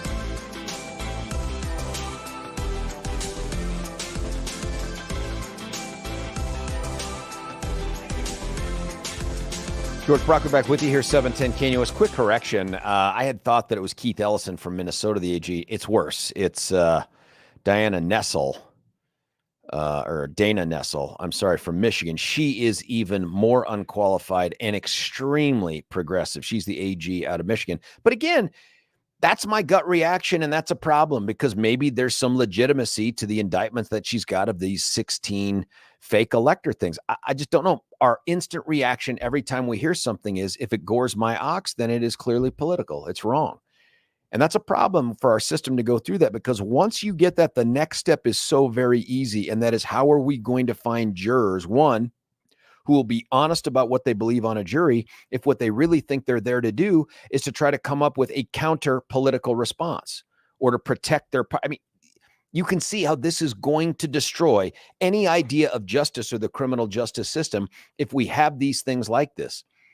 So, you know, I don't know what to tell you other than any politician, Republican or Democrat, who pledges to sue or prosecute a specific industry or individual or whatever it is, do not vote for them. Do not put them in reach of that power that they've promised to use against a specific target.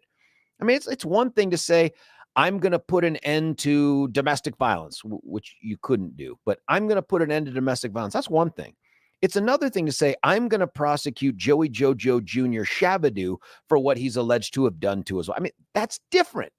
You get people that say things like that. I don't care if they're running for governor, president, AG, DA. Deny them your vote, whether they're a Republican or a Democrat, because it's wrong. It poisons the system. Listen, before we get right back into the calls here, and we've got Brian on the line, a line open at 303-696-1971, and some texts that have come in here. I want to remind you, if you don't already know, every year we do a special cigar night here, 710 KNUS. And that cigar night, the third annual cigar night, is this coming August 30th. I know it seems like it's far off, but we want to give you enough runway there to get the tickets that you're going to want to get. It's a Wednesday night, perfectly timed in the middle of the week. It's at the View House in Centennial, so easy to get to off of I-25, either coming from the north or the south. Your ticket includes hors d'oeuvres, a carving station, first beverage, a tattoo of Billy on your body part to be named later, and premium cigars. Seating is limited. Get tickets and complete details at 710knus.com. Going right back to the phone lines, it's Brian from Arvada. You're on 710, Brian. What do you think? Hey, George, I just love the way you and Billy try to find ways for us to tell us why not to vote for Trump. First, the Mar-a-Lago stuff and whatever. I'm still voting for Trump, and this isn't going to change my mind one bit. He said he would appoint a special counsel to look into this stuff. No. He did not. He did not say that. In fact, hang on, because you said that, look into it. Billy, play that clip and bail out after he uses the words he uses. I will appoint a real special prosecutor to go after the most corrupt president in the history of the... To go after, not look into, not investigate, not determine the truth of, to go after. Okay. Well, you could interpret that any way you want. He didn't say, I will prosecute, like you said. He didn't say that either, George. Without trying to prosecute him? Well, you already have a special counsel do it, because that's what their job is to do, is to look into stuff. Give me the most innocuous version of go after. Well, I'm just saying, he didn't say he would prosecute anybody. He said he would appoint a special counsel, and their job is to prosecute and to go after people that are, to get to the bottom of things and go after. I wish he'd have said get to the bottom of, because that would be very different than go after. You caught yourself saying it. Semantics. It's not semantics, buddy, George. It's not semantics. The words matter. The words matter, especially and with whatever this indictment is we're going to get from Jack Smith. It's going to be about the words, is my guess. He said go after. He didn't say prosecute. So there's semantics for you right there. You interpreted it your way. I interpreted it my way. Interpret go after in the most innocuous way possible. Go after to you means what? Do their job. Get to the bottom of it. I'm going to appoint a special prosecutor to do their job. Yeah, to go after people that are committing crimes. That's what they do. So when Alvin Bragg said, did you interpret that to mean he's just going to look into Trump and his organization? Or if he uses the words, hey, I'm going to go after Trump, do you interpret that to mean dude's got crosshairs on Trump? I know what they're doing, George. And here's the thing. I'm just saying. We all know the Biden family committed. We all know the Biden family committed crimes. We all know that laptop said the big guy. That laptop said my dad's sitting right here. You have Joe Biden's own words saying, I told him to shut down an investigation on my son or they're not getting the money. But Brian, we don't have to, you and I don't have to litigate whether it's true or not, because there's a debate about what those things mean. But we can debate, and I think it's important that you call in about this to talk about what Trump has done. I don't interpret what he's saying, and I don't know that anybody reasonably could, to interpret what he's saying as we're going to get to the truth of it. To go after sounds super aggressive. And if you heard Alvin Bragg said it, you'd say Alvin Bragg's got a crosshairs on Trump's back, and you'd be right. And that's why I called him out when he did it. He is wrong to say that. I think Trump is wrong to say this. Well, it's not going to make me not vote for him, though, George. So he's wrong for saying it. They should go after the Bidens. They've committed crimes and they're getting scot-free. Hillary Clinton committed crimes and get away scot-free. Busting BlackBerries, telling people to break things, having a server, 30,000 emails classified. But Brian, you're making my point. They should go after them. You're making people are sick of it. You're making my point, and that is nothing that is generated by the criminal justice system anymore can be viewed outside of this partisan political nonsense. And it's because the politicians running for office have made these pledges to use their authority that we loan to them to go after specific targets, and we reward them with our votes. And I think that's a mistake. Well, if people are committing crimes, George, we should go after them. Sorry. We should go after people committing crimes. But when you say, I look at somebody out there and I know they're guilty, and so I'm going to appoint a special prosecutor, or I'm going to use my own authority to go after that individual, man, that can't be how we want to transfer power to an individual through an election, is the pledged use of that power towards a specific individual or entity. Is it? I mean, I'm going to go after crime is one thing. I'm going to go after criminals, but I'm going to go after the Biden family. Yeah. It's not so obvious. If it's so obvious and in your face that people are committing crimes and getting away with it because we have a deep state, partisan deep state, well then, heck yeah, go after them. And you know what, George? Not go after them. It's you're pledging as the campaign. You're making you're making the criminal justice system a partisan endeavor. It already is. What? How do we break that cycle? So now it needs to be turned around on them. We don't. And so then what? So then the next person that runs against Trump for his reelection is going to be, you elect me, I'm going to go after Trump. I'm going to go after Jenna Ellis. I'm going to go after all these people. And so every election then, we're like a banana republic, dude. Every election becomes fear the government, George, because they're going to go after my opponents. It already is a banana republic. It already is. So what's the answer to undoing it? It's too late to. So we're just going to keep living in this and perpetuating. No, I just think what people want is justice served equally, and then when will that happen? When will that happen? Now that the scales are so tilted, we're going to fix it now. No, let's make it equal, which means they get taken down. Oh, and then, right. And then the next election cycle, then we go back to normal. Even it out, George. And then even it out. Who's going to say it's evened out? The next person that runs against Trump would say, hey, we've got to exact revenge. I mean, that's what this is. This is political revenge that we're talking about. And it's not just me that says it. Listen to this guy right here. If you're back in the Oval, will you use the powers of the presidency to punish people who punished you? No, I wouldn't do that because I want to bring our country forward. No, I wouldn't do that. One of the best things you did when you ran the first time. Words, but I wouldn't. I would be entitled to a revenge tour if you want to know the truth, but I wouldn't do that. What? I mean, man, how do you even think in those terms? It's not a revenge tour, George. It's putting the scales equally. Who you says? Looked at me in a certain way. So I'm just saying it's making it equal, George. And this is the problem the Republicans have. You want to make it all equal while they're playing unfair. I'm not saying playing unfair, but the same way that all I'm saying is let's have somebody look at it the right way. If you look at the Bidens in an impartisan way, they're guilty. Yeah, I know you say that based on what's put out there. I would want to see all the evidence. Impeachable. There's no Russia collusion. The impeachment thing is political. That's not a real prosecution. And you know what Durham said in that report, George? He said the FBI acted in an unprecedented way. He is excoriated the FBI. Yeah, Mueller's investigation but was legit. He also Didn't agreed find that a the darn investigation should go forward. He did admit that as well. Yes, the FBI did things they shouldn't have done and hadn't done before. I get it. But he didn't say that makes the entire investigation suspect and not worthy of further attention or effort. Once they knew that report that Hillary Clinton paid for was bogus, it should have ended right there.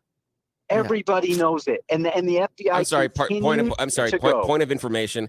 Mueller's investigation was not based on the Steele dossier. Never in the Mueller report does he reference the Steele dossier. Nothing. Of course not. No, Brian, you just said once they knew the Steele dossier was BS, they shouldn't have gone forward. Mueller doesn't even deal with it. There's nothing in the Mueller investigation that deals with the dossier. He ignored it. He knew it was bogus and left it alone, and then found attempts at collusion between Russia and Trump. So don't sit here and say once they saw the dossier, they should have ignored it. They did. They did exactly what you said they did, and still came to the conclusion. What were the attempts of collusion? There are a laundry list. Go and read. What I don't want to do is relitigate There's a each whole of bunch these of here. stuff in there. What I want to do is focus on this thing that I think Brian has done a good job of highlighting, and that is nothing's going to change his opinion. No decision that any prosecutor makes is going to change his mind about Trump, whether it's about January 6th or about his finances or about any other issue. It's not. And Brian, you're not alone. I think that's true for just about everybody. Are you not going to vote for Trump now because he said he's going to order a special prosecutor to go after the Biden? Does that mean you're not going to vote for him now? I could never, Is that what ever you're saying? vote. I could never vote or not vote if I thought it would result in Biden being reelected. So I'm put in this really, really tough spot. Because Trump's going to be the nominee. I think he's going to be the nominee. But I also think it is despicable. You're saying you're not going to vote for him? It's despicable to pledge to use your authority to go after an individual or an entity. And Brian, what scares me about your point is it's like, well, it's tit for tat for us. We get to have our tat and then we'll go back to a balanced system. That will never, ever happen. And Brian, forgive me, I got to cut away for a break. We're long overdue and I got to get to the Alpine folks. Hey, Jim, stay on the line. We'll get to you too. I promise. 303-696-1971 is the number. And I got to ask, do you see any difference between Trump's pledge to go after Joe Biden and Alvin Bragg's pledge to go after Donald Trump from back when he ran too? 303-696-1971. We're in precarious times, folks. The criminal justice system is teetering in terms of its credibility and integrity. And I'm not willing to throw in the towel just yet. Are you? Stick around. We'll come back. We'll get the Alpine folks on. It's George Brauchler on the George Show, 710 KNUS. Imagine the lifelong impact of a journey to the Holy Land, surrounded by like-minded travelers.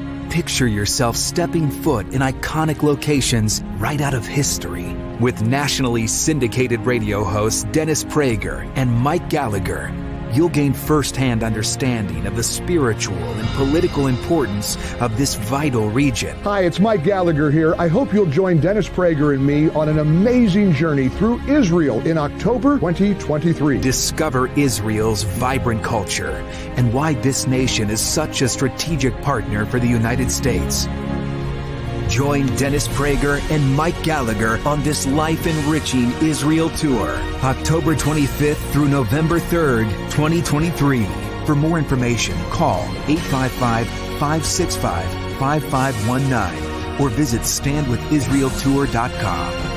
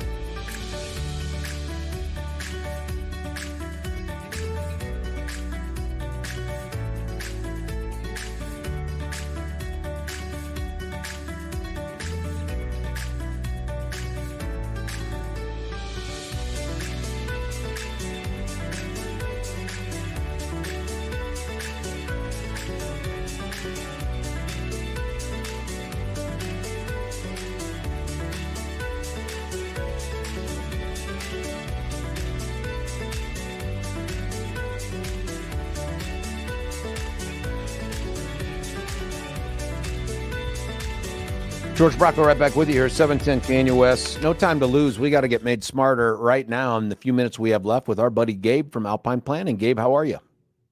I'm doing well, sir. How are you doing this morning? Living the dream. Are we rich today? Rich is a state of mind, George, but the it is absolutely not. We are in the green this morning, sir. Yay! Currently, the Dow is up 142 points. The S&P is up 16, and the NASDAQ is up 31. So anywhere from 20 to 40 basis points. George, the Dow is currently on a 7-day winning streak. I think you're seeing a big boost from big banks as they've reported earnings and some good results there. We are getting into the meat of earnings season, or it's starting. Today we have United Airlines and both Netflix are some of the big names reporting today. And so I think you're actually going to see some buoying of the market. I think the soft landing, so to speak, that we were all hoping for is becoming more of a real possibility. Really? Yeah, interestingly enough, Goldman Sachs actually came out with an adjustment that they think the probability of a recession is now only 1 in 5. And so, wow. Listen, I've been maligning the Fed now for a year about their approach to inflation and interest rates and stuff. Were they right? Is it despite them or because of them? I think it's you couldn't say either way. The first part of it, when they said inflation was transitory after the government printed all that money, I don't think was a very prudent approach. But they were very aggressive. It's been the most aggressive rate hike in Fed history. And so, if last month's CPI report is any indication, we are starting to cool, getting back into that 3% range. Obviously, a lot of that is gas and food. Core is still at 4.5%. So we'll see what they do at their policy decision meeting next week. You still expect a couple more bumps this year? So that's sort of where the debate has sort of started right now. I think there could be an argument for some later. I don't think they will raise next week. If I had to put a bet on it.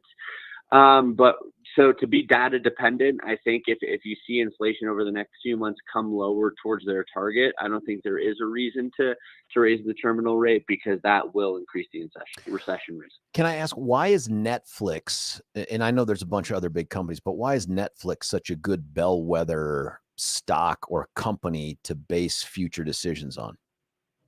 I don't think it is necessarily, George. I mean, it was in that FANG group, the FANG group being the Facebook, the Alphabets, the Netflix, the Googles, the big tech stocks.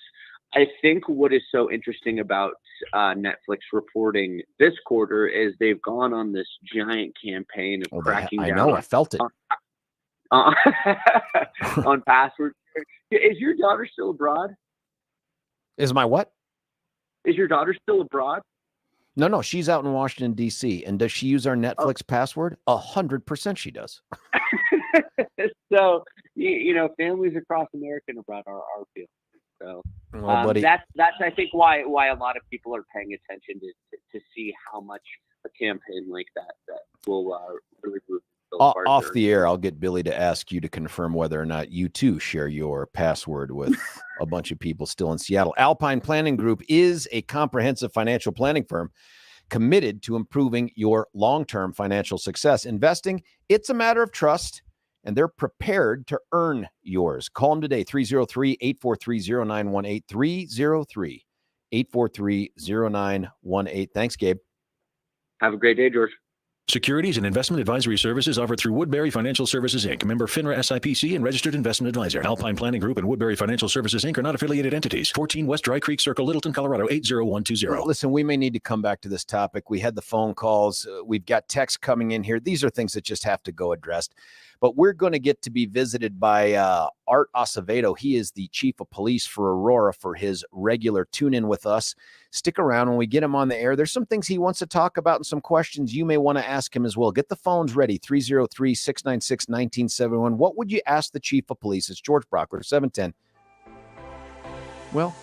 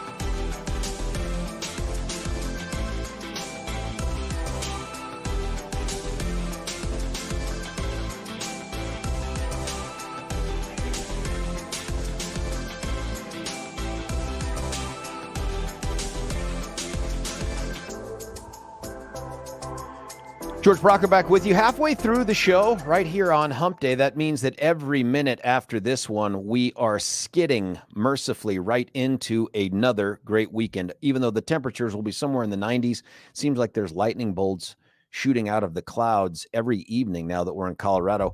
We are pleased to be joined our regular appearance, although once again, disappointed that we couldn't figure out a way to break him out of work because it's so busy, to join us in the studio, Art Acevedo. He's the chief of police for Aurora. Sir, thanks for joining us. Hey, good morning. Thanks, George. Thanks for having us. Man, we got to get you back in here. I'm just saying, it's always It's already better. scheduled. I know it's always better when I can look at you and watch you nod off in the middle of a question. It's just, it helps me understand where I'm going. Now, first off, big general question. Since we talked with you last, give us an update on how public safety is in Aurora from your vantage point. Well, I mean, it's like still a work in progress, like it is in most big cities across the country. But again, we're still trending downward in all categories except petty theft and burglary. So violent crime is down, murders are down, sex assaults, all the violence is down, which is a good thing, but it's still too high in Aurora and Denver and across the country. But we're heading in the right direction right now. Where are we with the car thefts? And here's where I want to go with this topic is, when do you think we'll have statistical information that will allow us to conclude one way or another whether Aurora's change in the law regarding car theft resulting in mandatory jail has had an impact that makes Aurora's downturn in car theft better than, worse than, or the same as the surrounding areas? Well, you know what? I haven't compared to the rest of the metro area, but we are down about 1,500 cases. Whoa. 1,500 fewer cars stolen in the city of Aurora. What kind of a percentage is that? You know what? I have to look. I keep forgetting to look it up for you. I saw it late last week, and I can't remember off the top of my head. So when we hang up, I'll text you the actual numbers. And I blame myself too for not telling Sydney I was going to ask you that. Yeah, no, I should know that, but you ask me every month, and like an old man, I forget you're going to ask me. But at the end of the day, regardless of the statistics, it's 1,700, 1,500. It's well over 1,000 somewhere in there. That's amazing. And as soon as I get it, I'll send it to you. And that's 1,000 families don't have to worry about, what do we do now? Our car's gone. It's been, it's been taken to a chop shop. It's been taken out of the country. It's being used for all kinds of violent crimes, the commission of violent crimes. Now, what do we do? So that's good news. And I think it speaks us to the impact of the city council making it where there will be consequences if you get caught with a stolen car in the city of Aurora. Now, something else involving vehicles. You guys have an expired vehicle tags initiative. What is that about, and why have an initiative? What it's about is it really, people not paying their vehicle registration fees really hits a nerve with our community. Our mayor and our council get more complaints about that issue than and the police department than just about any other issue. It's just something that really irks people, and so we're responding to the community's desire for court enforcement. So we got together with our partners across the region, and we put together a few days of focused enforcement. I know that last time I checked, we had about 200 citations with our department alone, and I'm confident that, but for that initiative, we would have many more people out there up to no good. What's interesting is that it seems like I don't see as many. Maybe people got the hint when we started advertising it, and maybe they started paying. That's the hope. We'd rather have people pay and be responsible than having that write them a ticket. It does piss me off, by the way, to see people shirk their tax responsibilities. Now, listen, people are going to talk about all the big white collar guys and all that. They should all be held accountable too, no doubt. But driving around, seeing people pay or not pay their fair share on the taxes for driving around on our roads, that bums me out quite a bit. So I'm glad you guys are tackling that. Have you noticed a change at all in behavior yet? Or are you guys still in the we're going out there and getting you thing? I mean, I think we're still we're going out and getting in. But again, hopefully, as we do this, hopefully on a monthly basis or a more regular basis, that people will get the hit and they'll actually pay their registration fees. Another thing that we just rolled out, the first vehicles all out there, is it was a quasi council initiative plus a police department supported initiative, and that's the automated speed enforcement with the vehicles. We deployed our first one earlier this week. How does it work? For the first month? Well, it'll have a person in it, but that's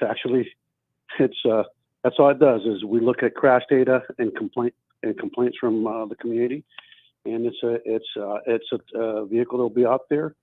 I know that Denver has them, but it'll be citing folks as they go by, just taking a picture and getting the speed and citing folks. It'll be a civil penalty, and for the first month through, I believe, August 14th or so, you'll get a warning, but after that, you'll actually get a citation. So, again, we don't want to issue tickets. What we're hoping is that folks will voluntarily comply with speed limits because, unfortunately, the fatality rate in Aurora, in Denver, in Colorado, and across the country as it relates to people dying on the roadways, after many, many years of it going down, it's been going up steadily for the last 4 or 5 years, and that's something that we want to get a hold of. And speeding is a big part of the causation of fatality crashes. Yeah, we've seen that with the numbers. We're talking with Art Acevedo. He's the chief of police for Aurora.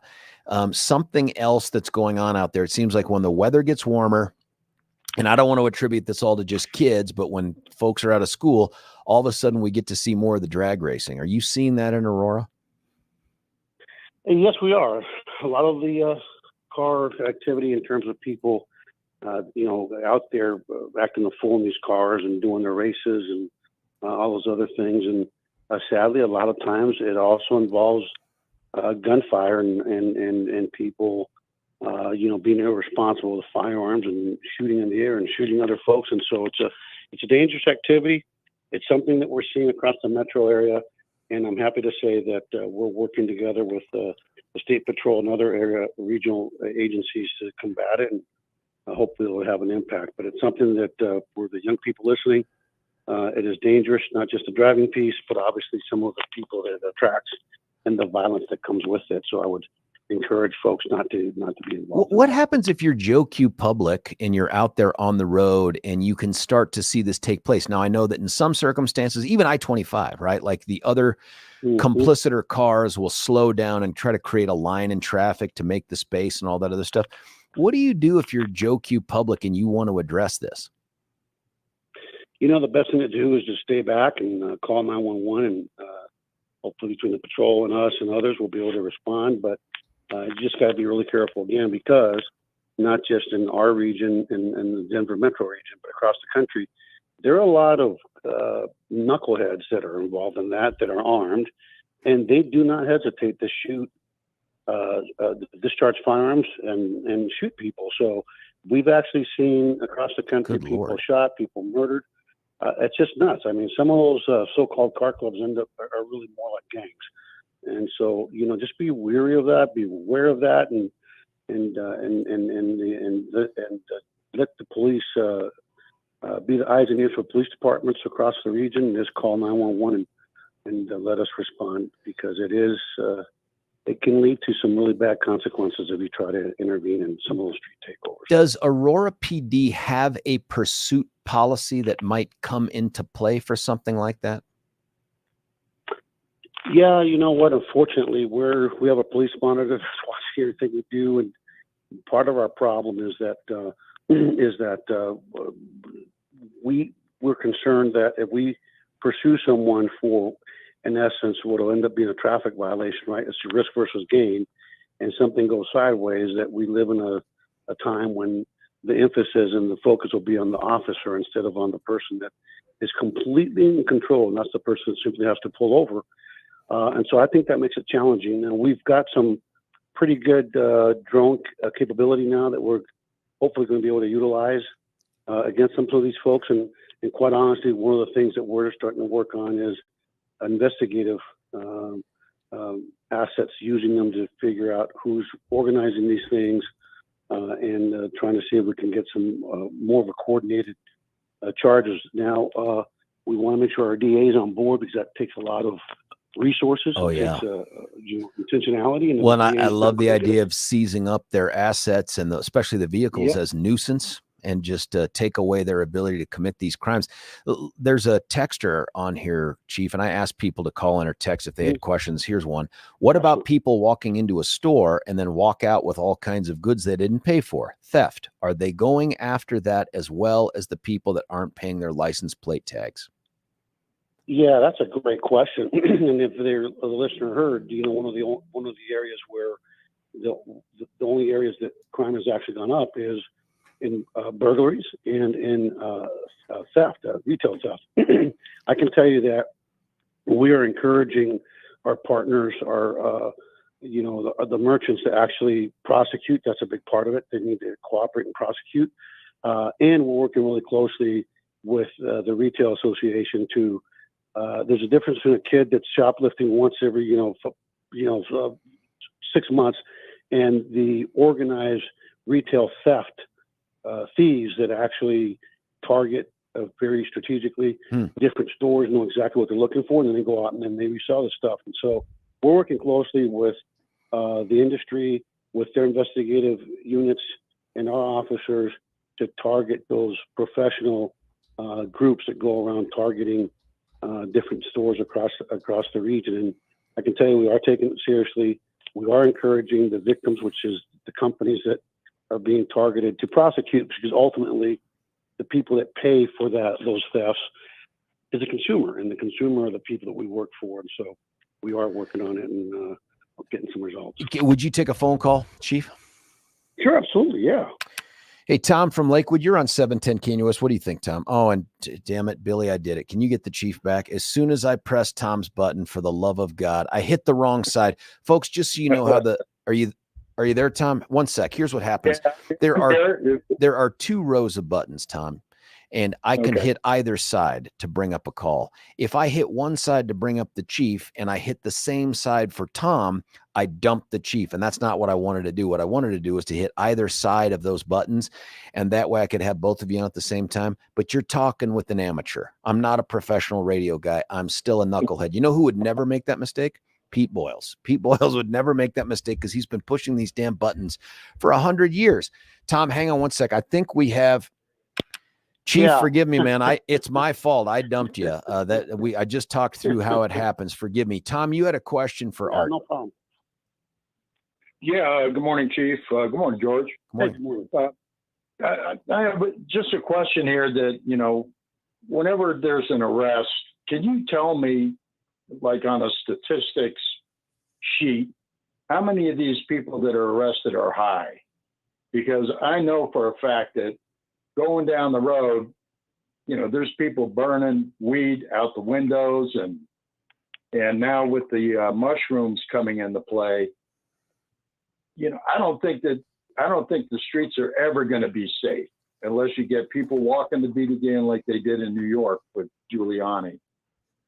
Is your question, Tom, about just the traffic stops they're making, or all crime when Aurora comes in contact with someone? Anybody that, are being, caught shoplifting, how many of those are high? I mean, half the population out here has got to be high. Tom, thanks for the phone call, Tom. Hey, Tom, that's a great question. As a matter of fact, Friday night, I actually worked patrol till 4 a.m. and actually arrested a drunk driver. Not arrested him, but turned over a drunk driver to one of our officers that was out on Colfax driving under the influence. But, drugs and substance abuse plays a big role in our traffic fatalities. And as you look across the country with, drug laws being loosened, we know that there are some high prices that societies pay for, the liberalization of drug laws. As a matter of fact, there's a couple of European countries that went in that direction. They're starting to reassess because of the cost to society. And you look across our country, places like Seattle and Philadelphia, where you see these folks in the zombie-like trances from just this crazy drugs that are out there. And it's, Colorado, we've kind of loosened it up. And if we looked at how we loosened up drug laws and the population of the homeless, the unhoused, I promise you that as we get looser with the laws, you start seeing more people ending up on the streets because, the drugs take over their lives, and it's a sad commentary where we're at, but it's what we're facing as a country. There was another thing that I know you wanted to talk about before you went, and that is about the juvenile bed space. Any improvement on that front? Any efforts there to change this arbitrarily set number of juvenile beds, irrespective, by the way, of any crime that's committed by juveniles? Yeah, I think it continues to be a huge problem for us. I actually had dinner with a prosecutor that prosecutes juvenile crime last week, and unfortunately, the problem is a significant one. Where there, I was told there are 17 beds in our county, 17 beds for juveniles. And if you look at in Arapahoe County, there's 17 beds. We have over 600 and I think 40,000 Coloradans here. We have 17 beds for juvenile criminals. It's incredible that there's 17 beds in one of the major counties. I don't want to say what county it is, because then if there's a DA listening, they might figure out, I don't want the investigation burned the prosecutor I was with, but it's 17 beds for a major county in the metro area. And that's just ridiculous when you have to decide, okay, do I let this murderer go or that murderer? Do I let this sex assault suspect go or that one? We're not doing these young people any favors when they go in one door out the other. And I said it earlier in the summer, and I'll say it again. We are ultimately, by not having a place to put these kids and actually get them off the streets, get them out of the environment, away from the environment that they're in, a lot of them are paying with their lives when they end up, you live by a sword, you die by a sword. And that's something that we should all be ashamed of, that we're not doing a better job of dealing with the violence involving juveniles. Before we cut you loose, any word on when you may go from interim to whatever the opposite of interim is, like the permanent dude? Yeah, you know what? It's it's something that the city manager's talked to me about.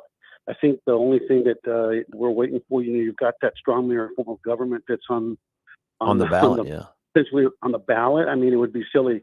I'm not sure it would be fair to anyone if you just appoint somebody with a potentially new mayor coming in for a strong mayor form of government, whether it passes or not. It's another thing to, something else to be considered. But I love these cops. We've got so many good officers here that I have no plans on going anywhere. And so it's just a title for me. I removed it from I removed interim from my signature line on my email, and some sergeant who named unnamed comes up to me this Saturday and says, "Hey, don't think we didn't notice you removed the word interim a few weeks ago." And I go, "Well, that should be a clue that I love you guys, love being here, and hopefully we'll continue to make a positive difference for the officers and for the community." So, sounds like you're going to at least ride it out through this election cycle and see how that thing turns out on the strong mayor thing. I think I spoke with Mayor Kaufman on the radio a little bit ago, and he was still motivated to try to keep you on board as well. That's my recollection of our conversation. So it sounds like that's all good.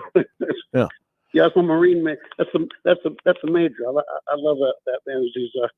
He's served in the military, in the Congress, and now at City Hall. So as a guy. Oh my God, he was the treasurer, the Secretary of State for Colorado. He was a representative. He used to be really smart. One of the founders of Colorado. Yeah, he used to be really smart when he was in the Army, and then he had a head injury in service and ended up becoming a Marine. I don't know how that happened. Last thing, there was a tweet that went out the other day that said that APD is asking for the public's help regarding two guys who were caught on a surveillance camera stealing a motorized mobility scooter that belongs to a disabled Aurora woman, and they want information on it. And I, first off, as the father of a son who has a mobility scooter and knows that that is the difference between freedom and not freedom, I just want to give some advice that I got when I went to airborne school as a 19-year-old. And that is, and this was what they said when you catch someone stealing in your Foot Locker. They said, "I do not want you to take the law into your own hands. You will bring that person to me for due process and justice." Now, if they fall down the stairs 3 or 4 times on the way to my office, I get it. Things happen. But that's my approach to the mobility scooter thieves. Bring them to the police. But I get it. Sometimes people get hurt on the way to the police department. Now, I don't expect you to echo that, Chief. It's such despicable behavior. Yeah, it's kind of like when in East Los Angeles, where I spent a big time of my career patrolling, Richard Ramirez was caught by the community. Do you remember who Richard Ramirez was? Oh, yeah, I do. Yeah. Yep. Yeah. Well, they definitely caught him. That's all I have to say about that.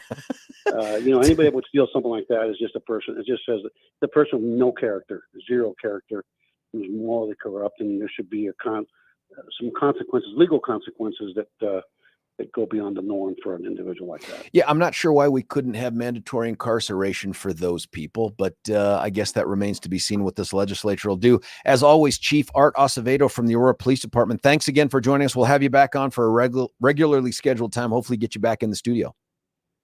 See you next month. I look forward to it. Have a great week. Be safe out there, sir. Hey, listen, before we cut away for a break, can I tell you about an opportunity that you have right now to improve your life and the lives of your family members, especially if you're growing bigger or smaller in terms of family size? Maybe you have to move closer to school, closer to work, or further away from the metro area. You got to call Gay Ribble and the Empower Home team. Do you know last year, even though most realtors average about 2 or 3 sales a year, they helped 1,100 families this last year. They have performance guarantees, and that's the part I wanted to tell you about. If you're out there fishing around for a realtor to help you, ask them if they will guarantee the sale of your home for a price. Gay will. That's the kind of promise that doesn't get made recklessly. That's the kind of promise that gets made from someone who's had decades of experience in this market and all kinds of economies. And that's what Gay brings to the table. So if you're interested in having a stress-free experience, at least as stress-free as it can be, as well as that guarantee, that promise of performance, then you're going to give Gay a call at 833-301-SOLD. 833-301-SOLD, 833-301-SOLD, or you can check her out at gayhasthebuyers.com. That's gay, G-A-Y-E, hasthebuyers.com. When we come back, I'm happy to get any reaction to you. Some of the texts that are here too. I don't mind, and in fact, I like the idea of revisiting a crime-related issue here, and that is this pledge by the president now to appoint a special prosecutor to quote unquote go after the Biden family in the context of all the other promises politicians have made to use their executive authority to target specific individuals or businesses or industries if they're elected. I want to get back to that. We had some great calls, and I'll get through some of the texts here as well. It's George Brauchler on the George Show, 710 KNUS.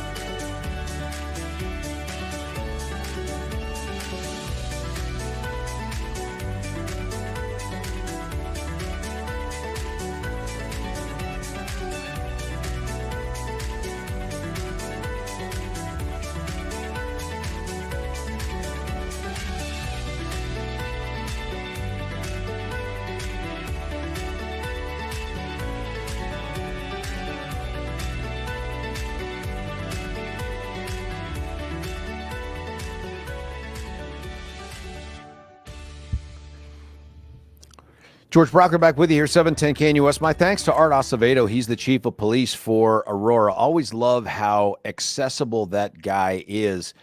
I mean, every time I say, hey, can you take a call? He didn't even think about it. I presume Sydney and the others back at APD are just like, please, for the love of God, don't do it. But he's like, yeah, sure, whatever. Ask away, whatever you want. And we've had the good calls. We've had the tougher calls. We've had the people call. I think Eric called up at one point, was like, hey, why'd you get fired out? And I mean, dude doesn't care.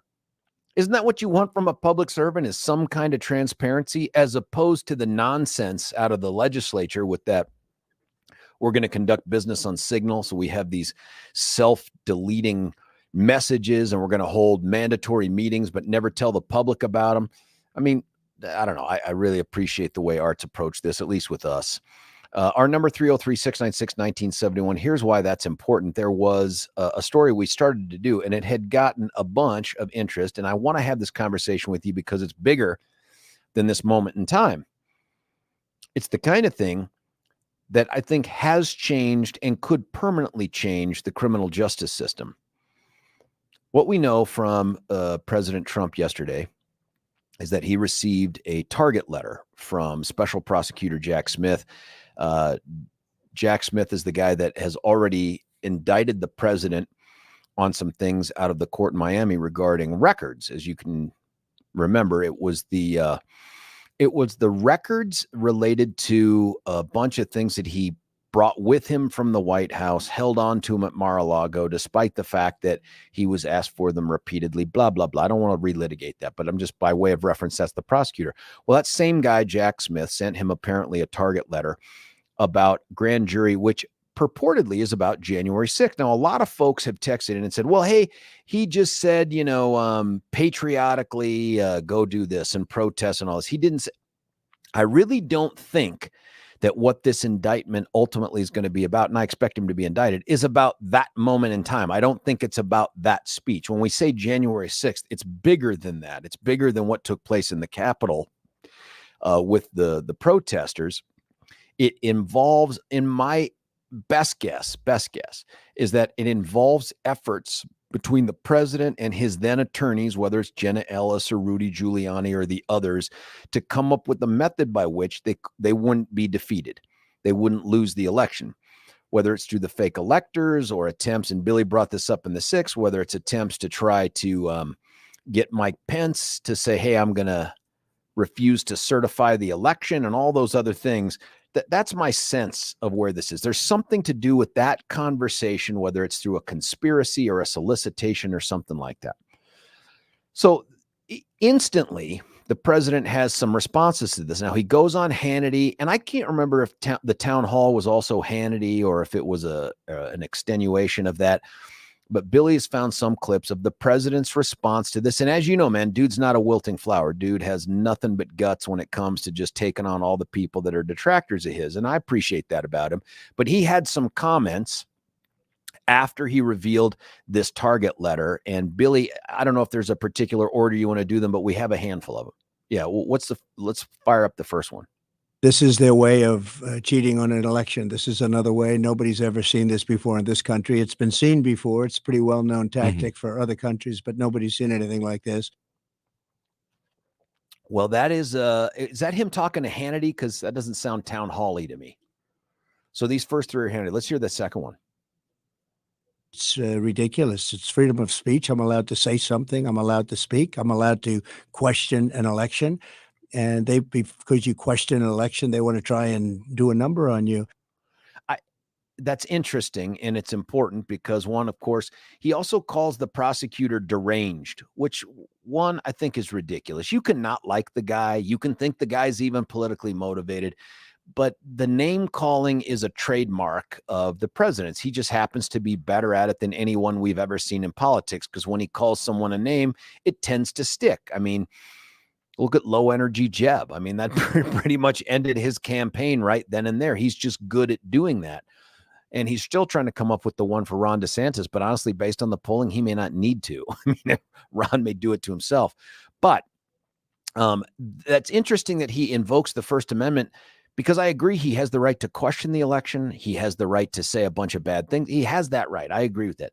I don't think that's what this is going to be about. it strikes me based on that First Amendment in Miami about the records that this Jack Smith guy, like him or dislike him, think he's partisan or not, he is pretty conservative in how he goes about laying out the case he wants to prosecute. Case in point, in that Miami indictment, he didn't indict Trump for every document he held onto that he shouldn't. He didn't indict Trump based on the top secret classification. He didn't do any of that. He only indicted Trump on those documents that he refused to turn over after the search warrant was issued and after their efforts to get it from him and his attorneys. That is a much more finite set of files and documents that preclude a lot of the conversations we've been having on air about he has the ability to declassify if he thinks about it. All of that is made irrelevant by that particular indictment. I tell you that because I think that whatever's coming by way of indictment for Trump, and I think there's probably one coming based on that target letter, it is going to be tailored and targeted to exclude a lot of the white noise that we hear right now, even some of the things we've been talking about on the air. And that is this idea that, well, it's what he said at the speech. That might be part of evidence, but I don't think that's going to be a substantive part of any of the charges. I don't think that that's accurate. Yeah, and in all honesty, I think part of the thing that's going to work into this is whether or not Trump knew that and Smith made that case. Because but why would you do that? If you're Jack Smith, why take on having to prove that he knew or believed intent it wasn't stolen? Intent, because if you can get to the fact that Trump knew it wasn't stolen, or at least believed it wasn't stolen, then you have intent as far as why he put together. We're getting there. Then you have intent as to why we have a laundry list of what turns out to be bogus lawsuits, why we have a Republican AGs filing what turned out to be bogus filings with Supreme Courts, why we have a scheme that, again, I understand people trying to distance Trump from it, but it was the Trump White House and his staff working in coordination with the RNC in order to put fake electors in place. And then that scheme, again, this is hatched by John Eastman, and we have like the Willard Hotel meeting. That's going to be a focus for Smith. So because we have to know that Trump's DOJ came back and said there is no election fraud. We know that Trump privately paid not one, but two different bodies to investigate voter fraud, and both of them came back and said, we found nothing. No, I know what you're saying. But what he's doing is, if he knows it's not true, then the machinations and all the mechanisms he puts in place but what if he to just turn says, around. I don't believe it. I did these private investigations. I think those guys were wrong. I think they miss it. I mean, so stupid prevents you from being a criminal? I don't know if it's stupid, because but he's presented with the this. information. If It doesn't you're a matter. Prosecutor, you don't want to come up with the most complicated case to prosecute. You don't want to set the bar the highest for you. You want to find the path that the evidence speaks to the most easily. And so in this case, I wouldn't try to bite off anything that requires me to prove what he believed or what was inside his head if I don't have to do that. If I don't have to do it, I don't want to do that. No, but what's happening is, I believe, again, it's fun to talk about this belief. Yeah. What I think is that some of the interviews that Smith has been doing, especially recently, have been people inside the really tight inner circle of Trump. And he's looking for, again, just my opinion. Yeah. I believe that he is looking for conversations where Trump will actually admit that he knows it isn't stolen. The idea is if that came out, that would be explosive. I know, right? but again, this is. Have you heard some of the other stuff that has come out? It would not be surprising in the least to find out that he expressed the opinion that it wasn't stolen, but we have to stay in power. That would not be surprising at all from the guy that asked secretaries of state to find documents for him, for someone that said that he for a month, floated this idea that I can declassify things at any point in time. And then we get a audio recording of him going, I could have declassified this, but I didn't. Yeah. So it wouldn't be that far of a leap. I don't know if maybe there he was some expresses testimony that had him saying, "Look, I know I lost, but we need to do everything." Or just him saying it doesn't matter. It doesn't matter if I won or I lost. This is what we need to do. I mean, that's it. He's going after intent. Now, I understand that it's difficult to get to what Trump believes, but I think that's where some of these conversations are, and that's where Rudy Giuliani if that happens, is we should really revisit dangerous. this. I'd just be shocked if he went down that road and he doesn't need to. I just think this. I love the fact that you're shocked and Trump in the same sentence, and you're like, I can't believe it. Have you paid attention? No. I would be shocked if, not just for that, but if Jack Smith went down that road and he doesn't need to. Like, trying to prove what somebody believed man, I don't like that at all. The idea that he says certain things and you can infer certain things from that, but trying to prove what he believed about the election. But stupidity isn't necessarily defense. That's not a question of stupidity. He can still intend a certain outcome without believing the other thing, like having to prove that he believed that the election was really legit, but he was just trying to keep it from happening. There's just no crime that requires that. Well, I understand that, but I think that it's important because stupidity can't be a defense in this case. It's never a defense that I'm just too stupid to understand what's going on unless he's going to claim incompetence. I don't think that's the alternative. Well, it is, because if he's presented with information from his own Department of Justice, from 2 investigations that he has, from 60 plus lawsuits, from more than 200 audits, it basically tells him this information is not accurate. I don't agree, man. And if he continues, what do you mean? You and Well, I hang on can a second. think so. I I don't that, agree that it means he has to think that. You can I honestly understand believe that. this guy could honestly believe, well, look, those investigations were they were crap. They didn't do a good job, or there's fraud here. We just have to find it. You know what I mean? Like, this guy has so many outs. And the reason I tell you that is I would never, as a prosecutor, put myself in a position to have to answer the questions that don't need to be asked in order to convict him. But that's a stupidity argument, that he's It's just not too stupidity. stupid. He's just too stupid to understand the information placed in front of him. He just firmly believes that he won, and he is going to keep looking for evidence of it until he finds it. Well, there's something else. There's something else, though, that hurts that idea that he firmly believes it. And unfortunately, the biggest rock that is going to be thrown through that idea that Donald Trump believes this is what happened is going to be from his previous opponent, not Joe Biden, but from Hillary Clinton. Let's jump back to the debate stage in 2015 before the election happened. Yeah. And this is what Hillary outlined. And unfortunately, at the time, she was dead on accurate. You know, every time Donald thinks things are not going in his direction, he claims whatever it is rigged against him. The FBI conducted a year-long investigation into my emails. They concluded there was no case. He said the FBI was rigged. He lost the Iowa caucus. He lost the Wisconsin primary. He said the Republican primary was rigged against him. Then Trump University gets sued for fraud and racketeering. He claims the court system and the federal judge is rigged against him. There was even a time when he didn't get an Emmy for his TV program 3 years in a row, and he started tweeting that the Emmys were rigged against him. Should have gotten it. This is a mindset. This is how Donald thinks. And it's so funny, but it's also really troubling. It is funny. It is funny, but that's what I was talking about, is the idea that you now have a pattern of behavior. When every time he loses anything, he claims it's rigged, you now have a pattern of behavior. I And am that's more where, than that's happy to going. come on and admit I was wrong if this indictment in any way touches upon an effort to prove that he believed that the election was good. I would never do that. Jack Smith strikes me as way too smart and conservative in his approach to bite that. He doesn't need to. My guess is he's got some other path to victory that doesn't involve that, because that would be just ridiculous. Just ridiculous. I mean, for me to try to prove what somebody truly believed in that kind of a setting, I just think it would be challenging. However, there's more to this topic, though. We got more sound to play that Billy has found, and I think it's important we go through that. But I also am interested in the fact that what we have now is a series of politicians from both sides of the political aisle. We even have examples right here in Colorado where now folks are pledging to use their executive authority to go after individuals and specific businesses or industries if they're elected. And some of the back and forth here just on the text, and Brian, who's a great caller who had come in and said the same thing, whereas echoing the idea that, well, hey, this is completely necessary. It's appropriate. It's a rebalancing. And the question that I've asked is, well, then when does the rebalancing end? And who does that? Who finally makes the decision for us to refocus on the idea that justice ought to be blind? And all the people out there that call in or text and they're like, the system's already broken. The system's already corrupt. It's like, okay, now what? The fix to that cannot be, well, let's just keep making it corrupt. Let's just keep targeting people. And once we've had our pound of flesh, then everyone will take a breath and we'll go back to normal. Do you believe that? Can you point to an example in the history of the planet Earth where that has happened? Just one more pound of flesh, and then we'll go back to normal.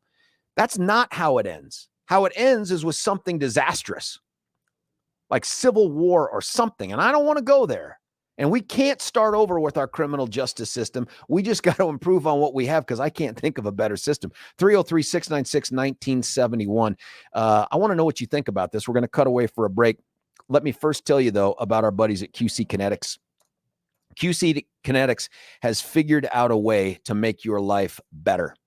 And I'm talking about taking away that pain in your joints, whether it's your back, your neck, your hip, your knees, whatever it is. If you've got chronic pain there, the options that regular medicine folks give you, they don't ever tell you about the regenerative medicine that QC Kinetix do. They refer you to dudes and dudettes who use scalpels to cut on you and try to fix you that way. And it's not that that can't be effective. It's that the risks associated with the infection, the downtime, the rehabilitation needed, all of that stuff is unnecessary if you use the regenerative medicine techniques that QC Kinetix offers. So go check them out. Get some information at qckinetics.com. QC Kinetix ends in an X, qckinetics.com.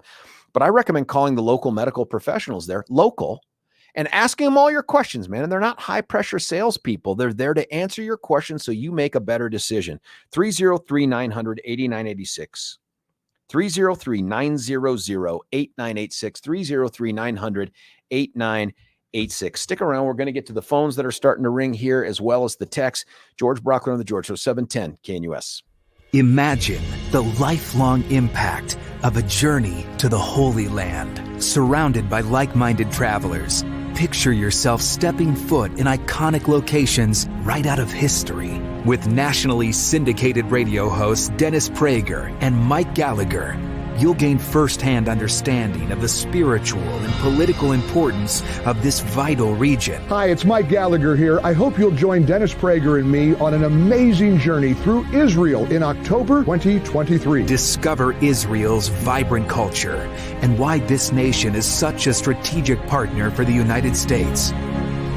Join Dennis Prager and Mike Gallagher on this life-enriching Israel tour, October 25th through November 3rd, 2023. For more information, call 855-565-5519 or visit standwithisraeltour.com.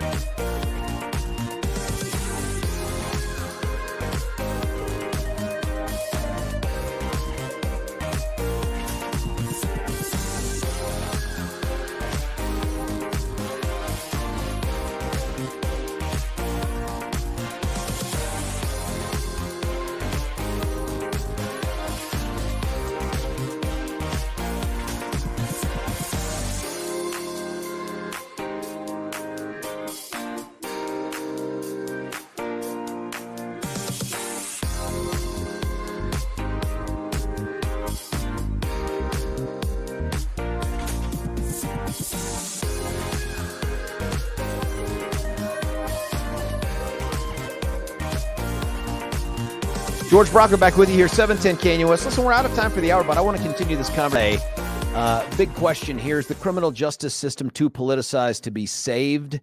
Is everyone to blame? George Brauchler, 710 KNUS.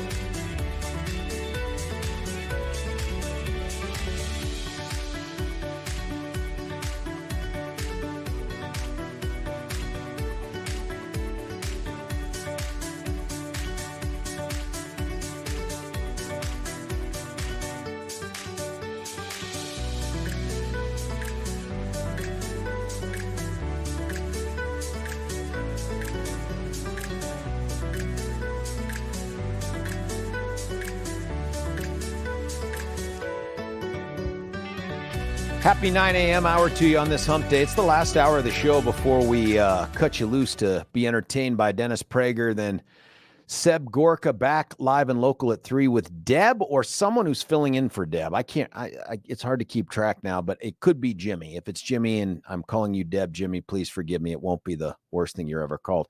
And then Stephen Tubbs 4 to 7. We started a conversation here of sort of, I don't know how to describe it. It hasn't been smooth because we've had some other things that we had to do. We had the great interview, of course, with Art Acevedo, chief of Aurora. And then we've had the break in the hour and all that other stuff. But really the news of the day on just about every medium platform has been, to some extent, the fact that Donald Trump has revealed that he has received a target letter from Jack Smith purportedly about a grand jury investigation into the January 6th incident. Now, we've played some sound from that. We have some more sound to play. You know, I don't want to debate with you yet the substance of any subsequent indictment to that letter, because we just don't know yet. I mean, Billy and I kind of went back and forth on what it could be about, but I really want to see what Jack Smith does here. And based on what he did in Miami, I think he's a pretty conservative tactician on how he does this. That doesn't speak anything about whether it's politically motivated or he has a personal animus. I'm not saying any of those things. I'm saying as a guy who has authority to use, he's pretty tactical and conservative in the way he goes about setting up his indictments. He makes it hard for you to beat those indictments. That's what a good prosecutor does. But the bigger issue is we're now at a place where, and I think this is the real heart of the conversation, where you now have politicians on both sides of the aisle openly advocating and promising the use of executive authority, prosecution authority, to target specific individuals or groups or businesses or industries as part of their campaigns. And I think nothing for criminal justice could be worse than the idea that it is going to become so hyper-partisan that every time we have an election, you should expect a governor or an AG or a district attorney or a president start to pledge, I will target these people. I will go after these people. Not in crime in general. Hey, we're going to go after the drug dealers. We're going to go after the pedophiles. I'm not saying that.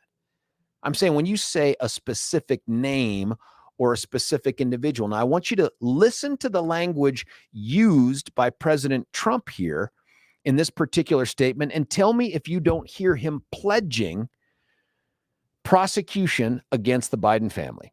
I will appoint a real special prosecutor to go after the most corrupt president in the history of the United States of America, Joe Biden,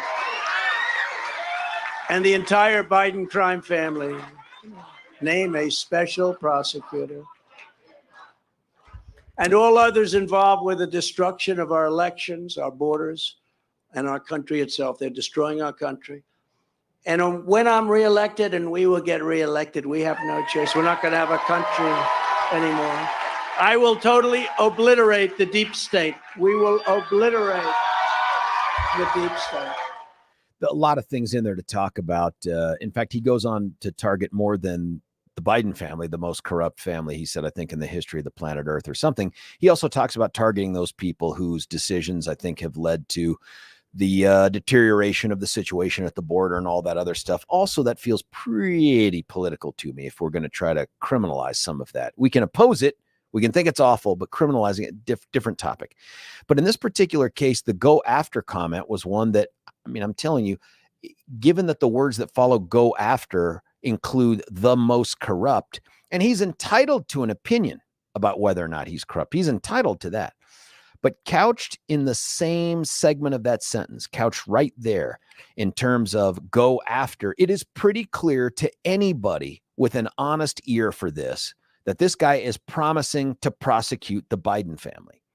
Now, whether you think they deserve it or not is not as important as the fact that a guy who may become and has as good a chance, maybe a better chance than anybody else, becoming the most powerful person in government, if not in the country, if not on the planet Earth in the country, has pledged to use prosecution authority to appoint someone, not to investigate, not to look into, not to discover, uncover, none of those words, but to go after the most corrupt, blah, blah, blah, blah, blah. So a bunch of people have texted in. We had Brian call in, another caller that we couldn't get to, we talked to off the air, that have said, well, hey, this is tit for tat, but it's definitely warranted. This is what's good for the goose is good for the gander. This is a rebalancing. And I'm telling you, some of the texts that are in here are really, really problematic. Let me see here. This is a response to this issue of, don't you hear the president pledging prosecution of Biden? And is that good? Should we be encouraging politicians to promise the use of their executive authority to go after a specific person or group? I saw it happen with Phil Weiser. When on the campaign trail, he pledged to sue Big Pharma over opioids, not because he's seen the investigation that was done, not because he'd convened a grand jury that could come up with information that wasn't publicly available, just based off of news stories that he had read. He was completely comfortable pledging to sue them. Now, whether they were suable or not after the fact, after that investigation, that's a completely different story. But if you find a politician pledging to go after an individual or a family or a group or whatever, and I don't care if it's Republican or Democrat, you got to deny them that authority because they're ill-suited for that office. Alvin Bragg is a perfect example. Dude campaigned on, and in response to a question, I think we had the sound back in the day, in response to a question, he said, hey, the question was about, are you going to go after Donald Trump? And his answer was, nobody has filed more lawsuits or gone after Donald Trump more than I have. And I'm going to keep it up. That guy should never be the district attorney. Now, voters get to have their way, but when we do this, regardless of Dem or Republican or whatever the other third party may end up being someday, doing that is toxic to criminal justice because now any decision you make after making such a pledge looks political, even if it's completely warranted. I mean, Alvin Bragg's prosecution is garbage. To try to origami the law and statute of limitations into turning some misdemeanors that may have been legitimate at one point into felonies that are completely illegitimate now, that's garbage. And now we get to go back and look at his statement and say, well, this is just completely political. But if you look at the indictment out of Miami with the official records and stuff, and I know, that's political and it's Biden and it's Merrick Garland, maybe, but what if it's all true and it's all real? What if that one, and based on the indictment, it looks like it's not a heavy lift to conclude that the president violated the law? Now, you can say, hey, he shouldn't be prosecuted for it because all these people. That's a different topic. The real issue here is, have we now crossed that Rubicon in terms of partisan prosecution, or at least our perception of partisan prosecution? Because here, perception is reality, because the next step is for jurors and folks to actively talk about this. Hey, if I make a jury, I'm going to lie to them about the things that I feel and that I think because I find the prosecution to be politically motivated, and I'm going to stop it by being a juror who votes against the law and the facts, and that's what a juror does. That's the end of the system, folks. You do that, it is bye-bye time. Billy needs to use the restroom. I got a question for you. Yeah. How would you address the allegation or the assertion that we now have a two-tiered justice system, that Jack Smith is not treating Mike Pence and Joe Biden, oddly, Pence is often left out of the statement, but Mike Pence and Joe Biden equally as he is treating Donald Trump? Because that is an allegation a lot of times thrown out, saying we obviously can't go after Donald Trump in the documents case in Mar-a-Lago because they're not charging Pence or Biden. How do you deal with that? I think superficially that has some perceptive merit, right? Because you think, well, they had documents too, and he had. But if you look at what was alleged by Smith against Trump, Biden and Pence didn't do those things.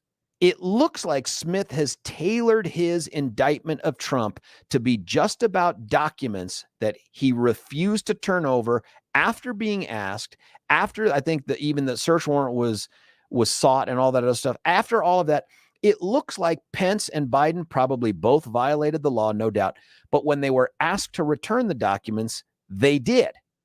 So there's a distinction to be drawn. If you're interested in the facts and the law, there's a distinction to be drawn between them. But at the 30,000 foot level, it looks like two other guys who violated the law got away with it, and now they're just going after Trump. And I think that's an issue, because your idea that you brought in there about perception is that a person's perception that believes in that instance it's a two-tier justice system is not rooted in facts or truth. So perception sometimes can lead you to the incorrect conclusion, because you're exactly right. But Donald we're Trump's in the argument perception was, business, man. I know, Yeah. but facts matter and truth matters. And if you're going to sit here and claim two-tier justice system based on stuff that isn't objectively true, that's an issue. It's just like we went through post-election in 2020 with months and months of a lot of perceptions about things that went wrong with no actual proof. More than 60 court cases, more than 250 audits. None of it showed widespread fraud enough to overturn an election. And then we had Fox News dump out more than, hundreds of millions of dollars, more than 500 mil, nearly $1 billion, because they couldn't prove it. So there's an issue there. Perception is an issue, but especially an issue when it's not grounded in fact. And I think we have that issue here too, that the perception of this being a political prosecution is not grounded in fact. Because now, if you'll indulge me just for a second, let's imagine that we are we are out post 2024, and Joe Biden comes out and says, "Well, obviously, since I lost to Donald Trump, there has been fraud in this election. This is an awful miscarriage of justice and the people's will. So we now are going to file lawsuits." And behind the scenes, he gets together with the team, and they have a plan to put together in a bunch of different states false electors. They're going to certify them. They're going to deliver that paperwork to the National Archives, which is fraud. And then they're going to put into motion individuals in their own party that are going to object to the certification of the election in order to push not all the voting results, just the results in Democrat-controlled state legislatures back to them in order to overturn the will of the people in those states that legitimately voted for Trump. Yeah.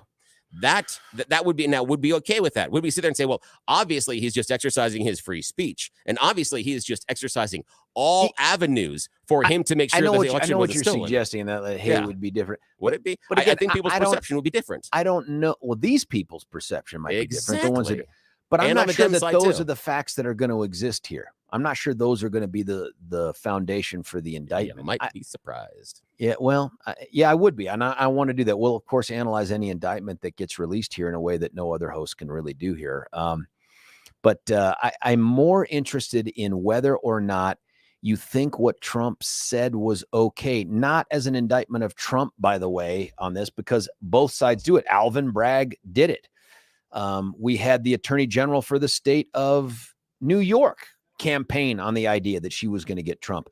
When that happens, those people should be soundly defeated and rejected at the polls, because that kind of pledging to use it, that is a corruption of our system. So people have texted in here. And by the way, I want to have the call with you. 303-696-1971. Talk to me about this rebalancing. Is it okay for the Republicans to now promise to go after Biden or Garland or any of these others if elected, because there needs to be a rebalancing of the system? Because I'm going to be completely forthcoming with my follow-up question. When does it end? Where does it? Who ends it? If Trump is allowed to go after the Biden family, we would say, that's it. That's it. If you just let me use my authority to go after the Biden family, then everything else is back to normal. We'll go back to just doing justice is blind. But right now, we have to go get him because of what happened to me. Yeah, I want to hear on the phones too. Explain that to us. I don't understand. I just don't know who we're counting on to stop it. And this is the other thing that you hear, and I see this on the text. Well, this is the problem with Republicans. They won't ever stand up and fight back or fight fire with fire. And I'm at some point, fighting fire with fire just gets everybody burned to death, right? Also, though, fighting back against what? Because if we talked about it, the perception... They're going to say the corruption. I know, but we just ran through that. The perception is not accurate reality. And that's an issue. When you're sitting here and you're saying, we need to fight back, we need to take revenge for stuff that is not objectively true, maybe you need to stop and smell yourself, because you're not doing a good job here.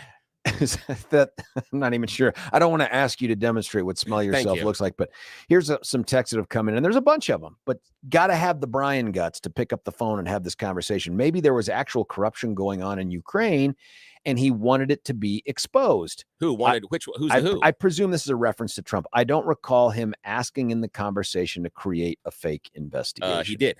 He said, I need you to open up an investigation into Biden. And later in the conversation says, I don't care if there are results.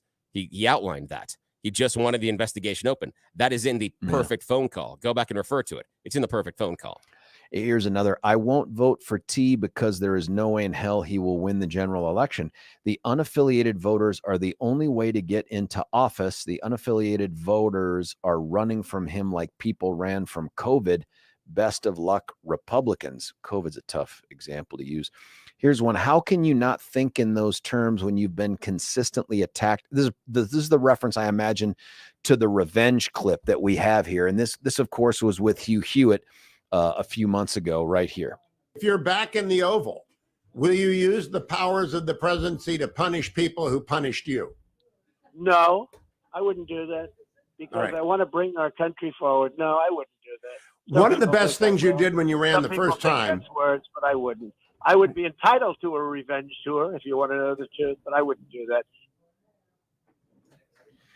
Yeah, the whole, and we talked about this back then, just the idea that he entertains the notion that I'd be entitled to use my authority for revenge. And remember, he's also said that I will be your retribution. I will be your retribution. He said that in an interview, and Steve Bannon repeated it at Charlie Kirk's little gathering this weekend, that Trump's next, I understand what it comes from, but what I don't understand are supporters that come in and say, yes, it feels so immature and adolescent to be like, well, they did this to me and now I've got to do this to them. And it was unfair what they did to me. So I will fix things by being unfair to them. I don't understand how that makes for a better outcome. And in no way is this just about Donald Trump. He just happens to be the guy that's talked about it most recently.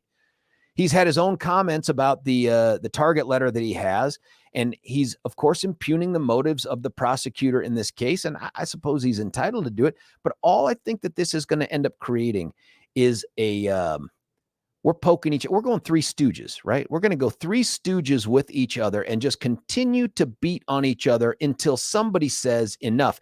And will that somebody be the Republicans, the Democrats, or the voters? I mean, is this a path towards irrelevance for the Republican Party and the Democrat Party to continue to go tit for tat? Billy, you have some of that sound from his conversation with Hannity. Oh, sorry. I would do something here, but I've touched the screen and the monitor went dead, and now I feel like a big... Well, maybe I have to turn it back on. I don't know what. Oh, yeah. No, I'm good. Okay. You don't need to come in. I'm good to go. What do you got? Okay, I got the Hannity stuff. Here's one thing he said to Hannity yesterday. This is their way of cheating on an election. This is another way. Nobody's ever seen this before in this country. It's been seen before. It's a pretty well-known tactic for other countries, but nobody's seen anything like this. Well, I mean, that's it then, is you just discount the fact that there may be some legitimate issues there by attacking the motives of the prosecutor. And I get that. I understand it. I mean, from his standpoint, it makes total sense. You might even agree with it. But looking at it from the position of someone who has been a prosecutor, when does this end? Who can we prosecute now without it potentially being political or politicized? I think we're rapidly getting to a place where to be a politician, you have to, one, promise that you're going to use your authority to go after your political opponents, but two, recognize that you're going to be gone after by your political opponents. That's just the next thing. So we're a banana republic. That's what we are. It's like being a banana republic. We don't use the guns to get our opponents out. We use the law. Yeah, but that's what Saddam did. That's what Kim Jong-un does in North Korea. That's what Putin does. It's amazing how all of a sudden all of Putin's opponents find an open window near in a high-rise building and fall out. It's amazing how often that happens. Here's a text. Biden as vice president was not allowed to have those documents in the first place. Okay, if that's true, I don't know the answer. Let's say it's true. So what? That's not what Trump is being indicted and prosecuted for. He's being indicted and prosecuted for not returning government property after it became known to him and the government asked for it back. So it looks like Biden did possess a whole bunch of things he shouldn't have, but it doesn't look like anybody's been prosecuted for that. When they asked for it back, it looks like he turned it back over. Now, there's a lot of things about it I don't like. The way they went about, they didn't do a search warrant there. They just did some consensual investigation thing. I wish they'd have done the search warrant just from an optic standpoint. But it's not fair to look at this and say that the Biden thing is the same thing as the Trump thing. It's not. If you're asking me my opinion, I think they should have all been prosecuted for having classified information at their homes and in their offices that they shouldn't have, because that's what happens to Army, Navy, Air Force, and Marine officers and soldiers. Just a few weeks ago, Air Force Lieutenant Colonel retired after an honorable 20, 30 years in uniform of service. That dude's going to prison for 3 years for having classified documents at his house. So I want all these clowns to be prosecuted, every one of them, for the same things we prosecute military members for. So you don't have me saying, hey, it's okay for Biden to do it, but not for Trump. I'm not saying that. They should all be prosecuted. But if you're going to try to say that Biden is an example of a double standard with Trump, there is a distinction. The distinction is Biden gave all the crap he shouldn't have had back. Trump refused to. That's what this indictment is about.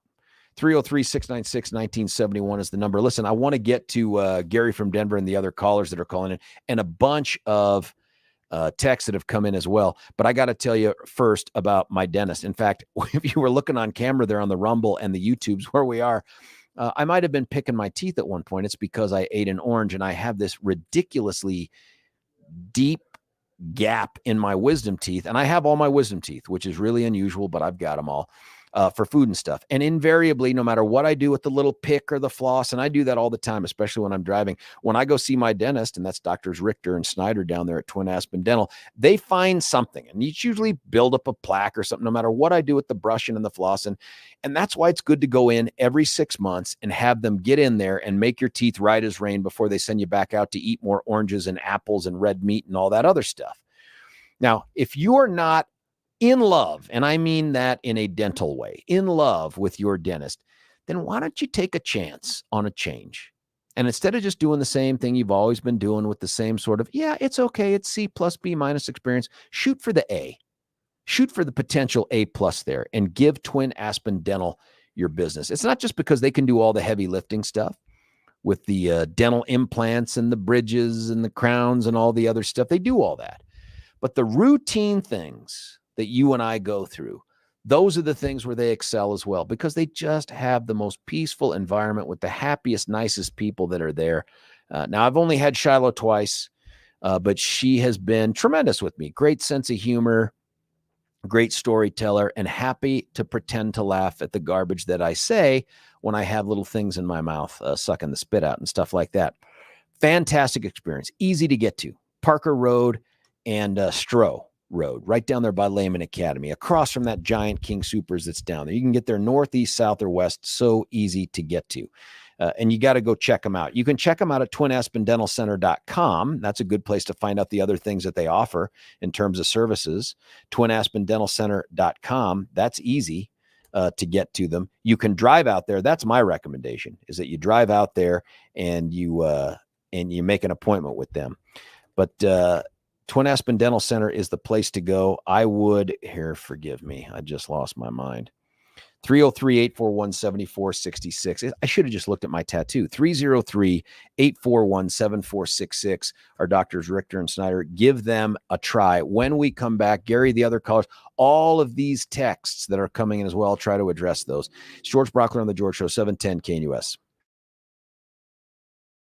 Imagine the lifelong impact of a journey to the Holy Land, surrounded by like-minded travelers. Picture yourself stepping foot in iconic locations right out of history. With nationally syndicated radio hosts Dennis Prager and Mike Gallagher, you'll gain firsthand understanding of the spiritual and political importance of this vital region. Hi, it's Mike Gallagher here. I hope you'll join Dennis Prager and me on an amazing journey through Israel in October 2023. Discover Israel's vibrant culture and why this nation is such a strategic partner for the United States. Join Dennis Prager and Mike Gallagher on this life-enriching Israel tour, October 25th through November 3rd, 2023. For more information, call 855-565-5519 or visit standwithisraeltour.com.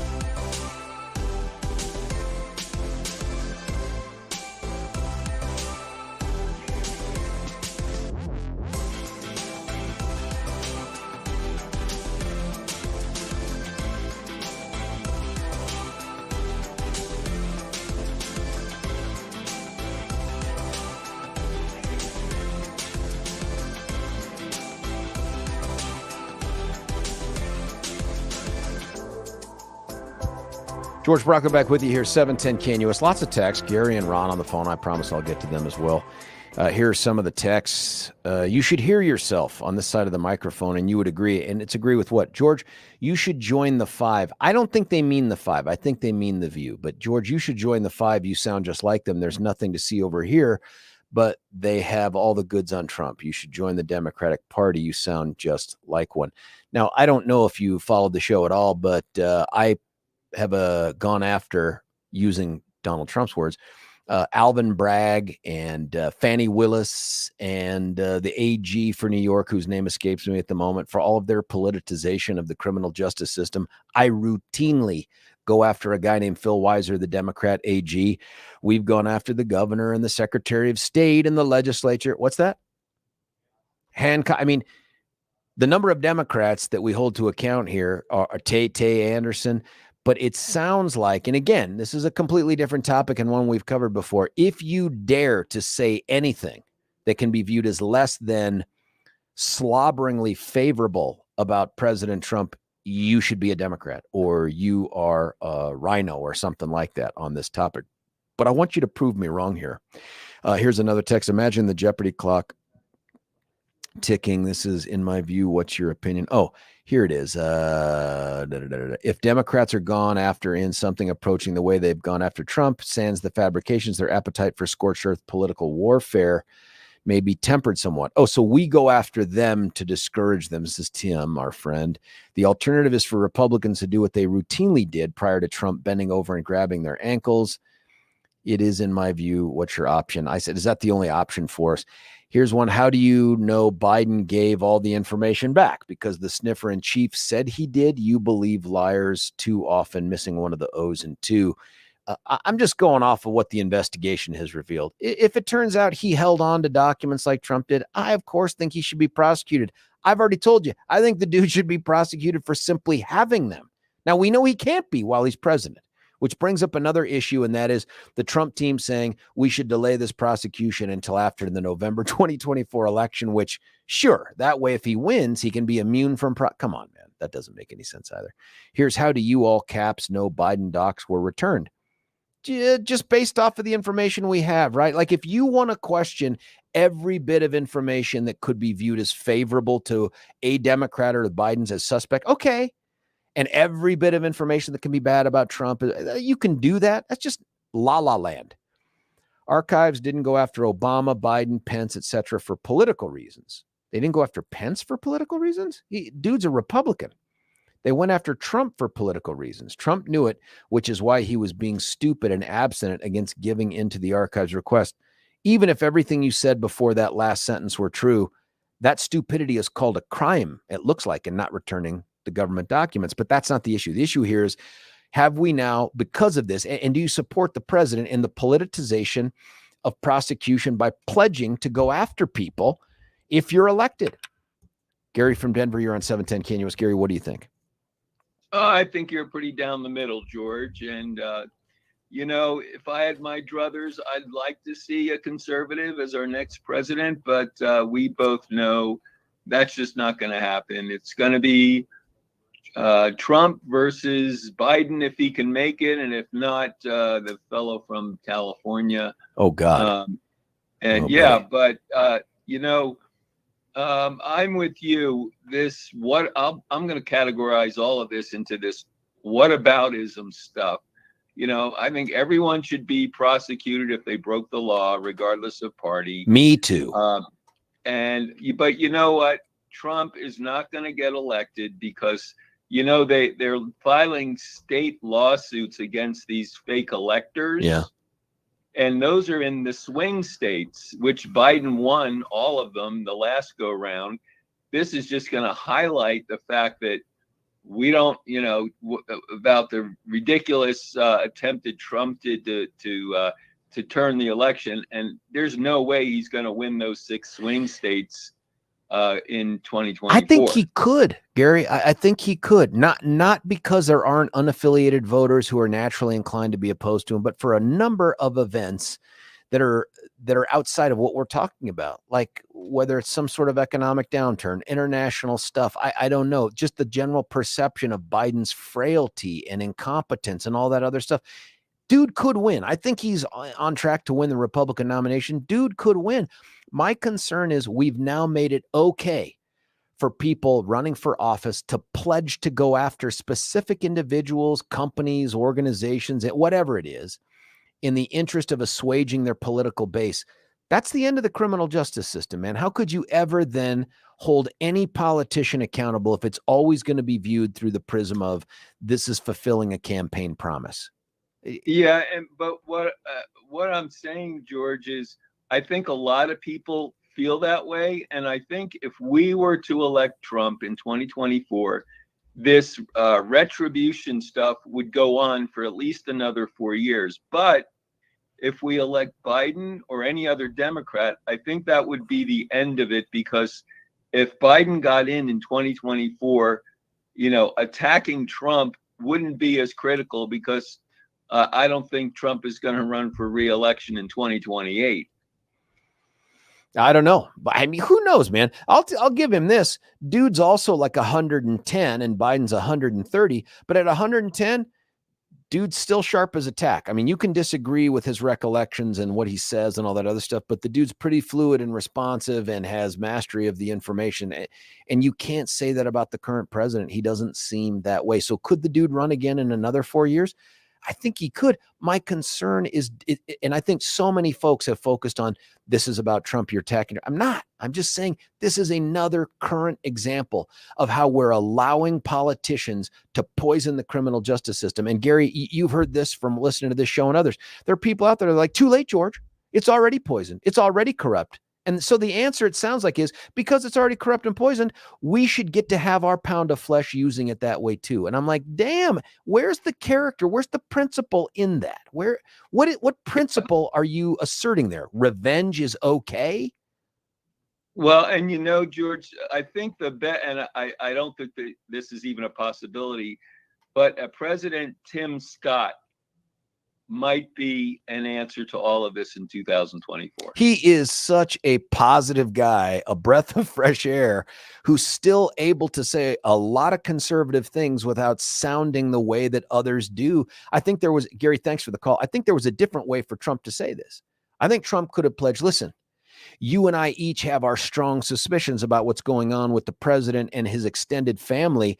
I'll tell you what, I'm not going to leave any stone unturned in having an investigation to see whether or not he abused his office, whether or not people profited off of the politics and all that other stuff. He could say all those things super strong, but to just come out and basically promise a prosecution of the Biden family, which he's already condemned as the most corrupt political family in the history of the planet Earth. Damn, man, you don't have to say that to let people know you're interested in investigation. But to just, it's like Phil Weiser. Well, I'm going to sue the opioid manufacturers. You elect me, I will use my authority to go after this person or this group. That's corruption. That's a different kind of corruption. But I don't know, man. It's frustrating. Ron, from Stapleton, I promise I'm going to get you on. But in order to do it where I don't have to cut you off at a minute, you got to let me go through this last break. Another guy who, by the way, is flawless in his approach, his nonpartisan, non-judgmental approach to defending and fighting for victims, is a guy named Dan Caplis. Of course, Dan's a conservative Republican. You know that, even from when he was on, when he had his own show here at 710 before. This is a guy who has lived the principles that he's adopted. It caused him, by the way, to leave the Democrat Party a long time ago. But this guy fights the good fight. Not just for Republicans, though, or Democrats. There are reasons to stand up and fight for individual political principles, but when it comes to standing up for victims, he doesn't care about that stuff. Dan cares about the fact that you're a victim. And he and Bobber go after every day the big, deep pockets of those people whose recklessness or negligence, their carelessness, potentially their intentional conduct led to your injury and life-changing injuries. They go after them for you. They're fearless. They'll go toe-to-toe. They have the resources to match what the other guys are going to do. Imagine a David and Goliath where David's just a little bit taller, a little more musclier, and frankly, no gray hair, which pisses me off, and a whole bunch of stones to throw at the Goliaths. That's what Dan Caplis' law firm brings. Give them a call at 303-770-5551, 303-770-5551, or you can check them out at Dan Caplis, Caplis law.com. That's dancaplis.law.com. When we come back, Ron, the other texts that are coming in here, I'm going to try to get to all of them. Some of them are about Biden. Some of them are about, oh, George, you're a rhino. I want to have those conversations as well. This is important. Is this political to you? Is this like Republican Democrat political, or is this the poisoning of our criminal justice system moving forward as just another tool for political revenge? George Brauchler, 710 KNUS. Want to take your favorite radio station wherever you go? Well, now there's an app for that. No matter where you are, stream your favorite shows. Tap the app to listen to podcasts. Talk back to your favorite local hosts. At the tone, leave a message. Call the show. Set your alarm. Enter contests and win prizes. All in the palm of your hand. Available now for iOS and Android devices in the App Store or Google Play. And best of all, it's free. Download today.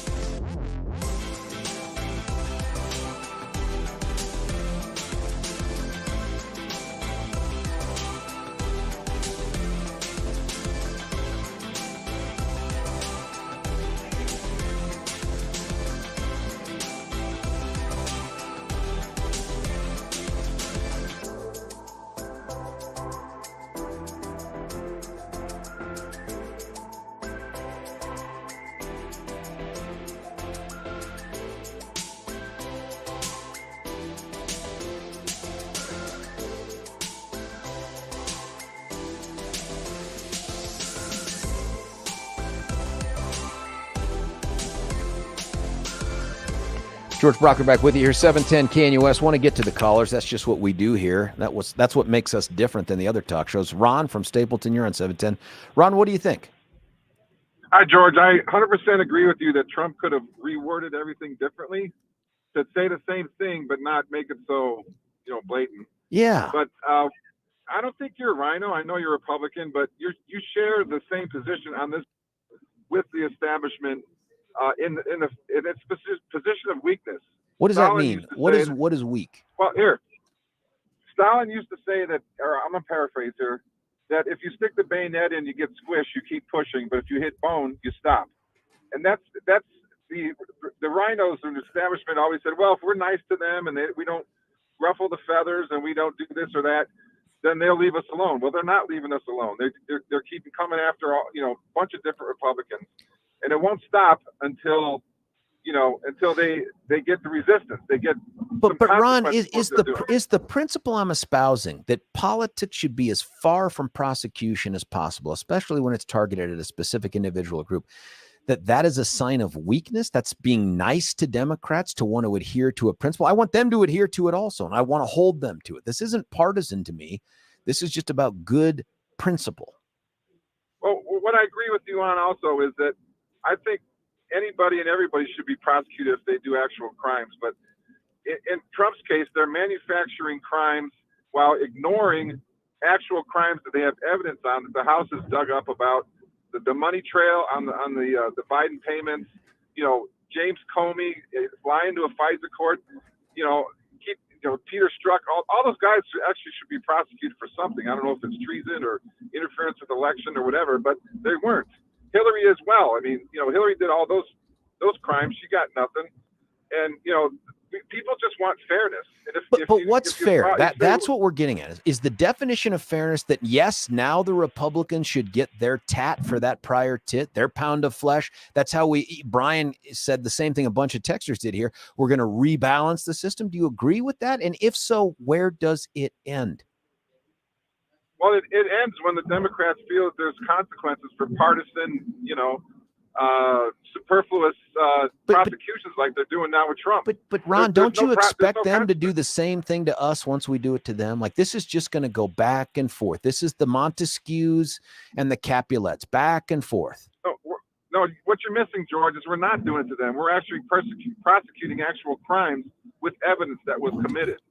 Okay? But they're going to say the same thing, man. When does somebody say, listen, we're going to hold everybody accountable who violates the law, instead of, now that I'm running for office, I'm going after Biden? And then when the other people are running for AG of New York and Manhattan, they say, and we're going to go after it. Where does that end? Well, maybe if a prosecuting attorney like a DA or attorney general gets disbarred or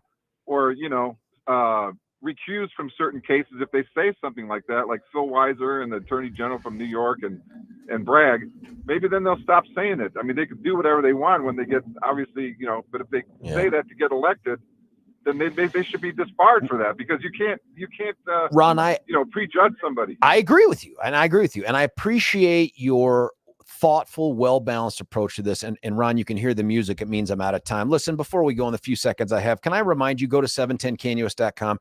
Check out our cigar night with Dennis Prager. We do it every year. It's the third one in a row. It's August 30th at the View House. I'll be there. I imagine Pete will be there. Everybody will be there. Why don't you join us?